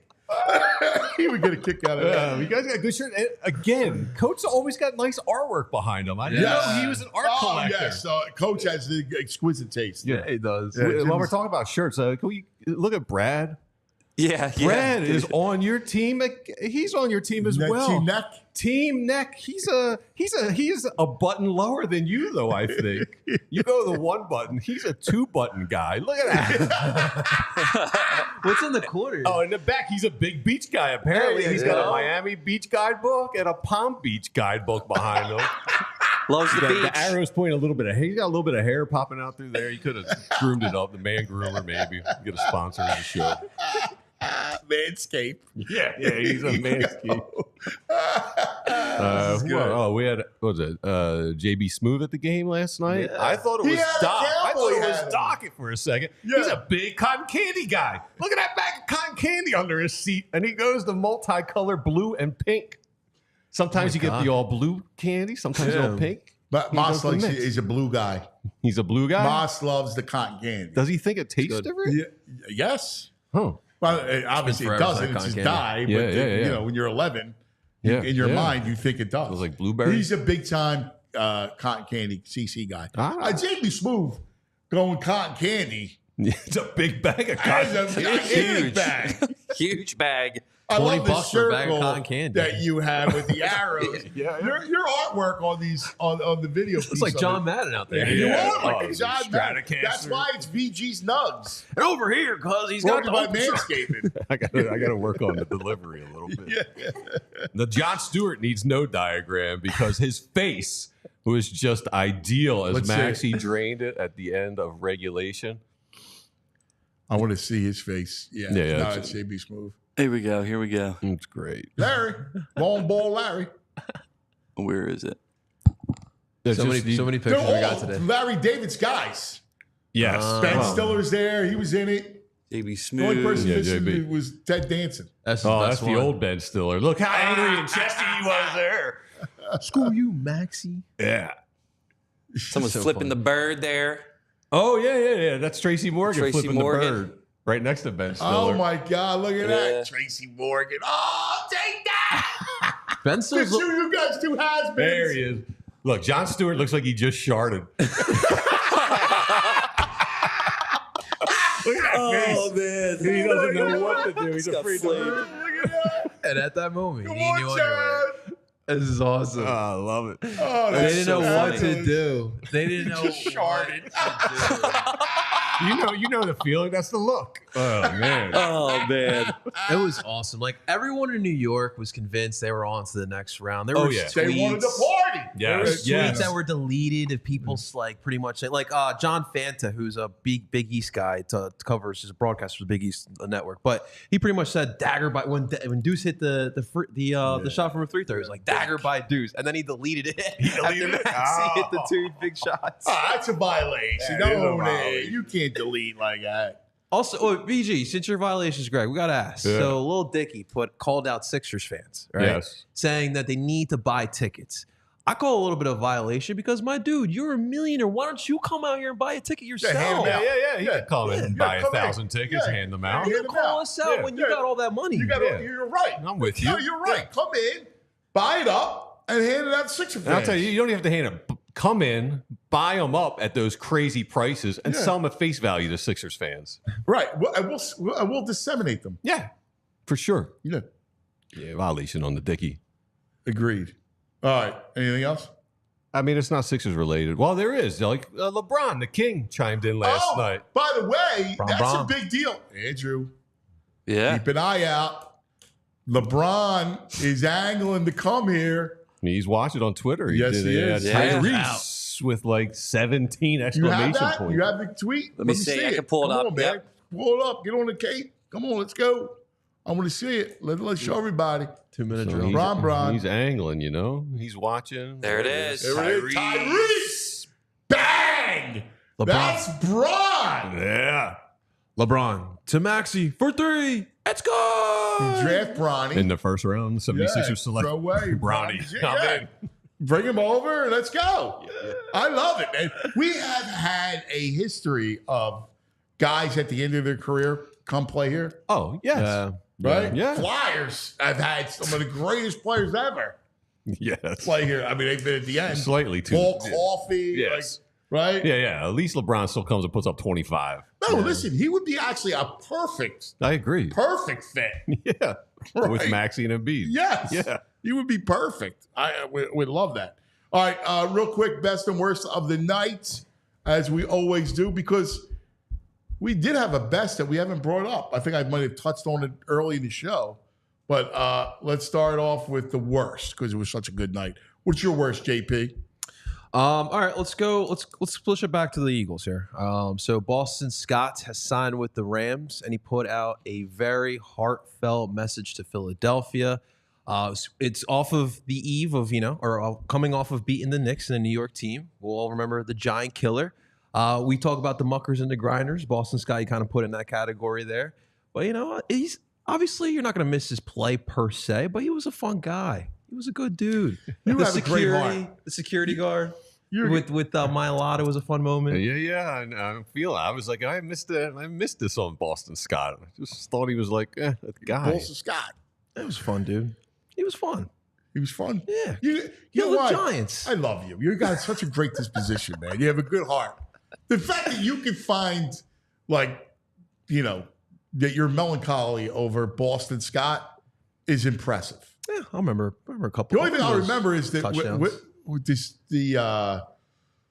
the call. There was a call. Who is Boston Scott? It was like it was like that incredible call. I don't remember that. Remember that call? It was it Wentz made it? It was a touchdown. It was Wentz. Remember Wentz had the one uptick toward the end of the year. He was thrown to nobody. Yeah. And it was against Arizona, I think. Greg Ward. Yeah, and he had this ridiculous game. It was one of those, And who is Boston Scott? He had 3 touchdown catches. Who said that? Carson?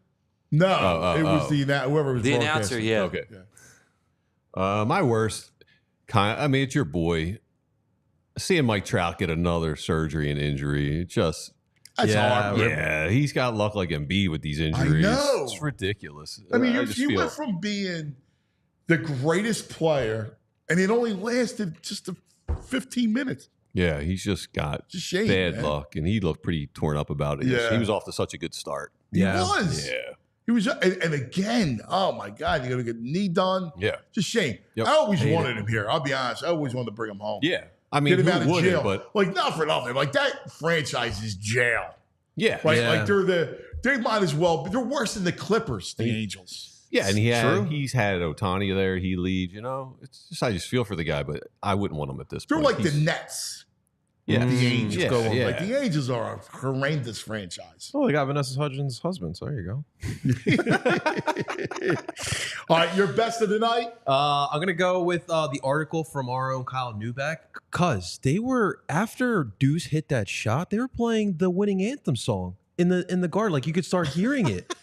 And then obviously I thought I heard that. And then Maxey hits the big shots, but come on, man. I thought I heard that. What's wrong with you? Yeah. The Sinatra. Yes. I did. Yeah. Yes, I heard that. Yeah. I saw that from Newbeck. Yeah. Oh man, that's a violation. That's a stone violation. Your best. Come on, give it to me. Talk about him. He's your boy, and he went yard. Oh, I was going to go Phils, but how could I do that? Rojas? Yes. Rojas finished off with that home run. Gave me gave them the 2-run lead. I needed the -1.5 in a parlay. See, I'm all about Rojas, but you got to go Sixers. They're the best of the best of the night. That's an obvious. Yeah. But we always look beneath the surface on the as a team, best and worst of the evening. Are evening. the first team to 20 wins. Yeah, in there the you go. MLB. That's a great best. Yeah, I think that's the first best. team to win 20, and they're still second still place. Freaking Braves! I freaking hate the Braves.